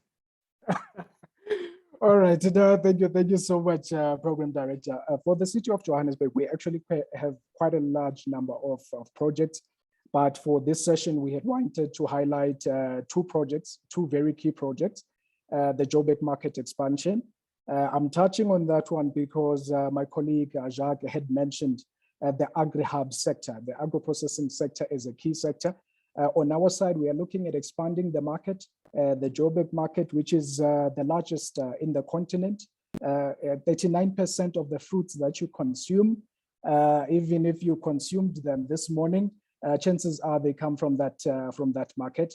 And then we have the Johannesburg Property Company, the Inner City Rejuvenation Program, which is quite important for the revitalization of the inner city. I think before we conclude on that, let me just bring in a colleague, Nkululeko. He'll be very brief in taking maybe at least a few seconds of my time, but quite instrumental in terms of ensuring that we revitalize the city.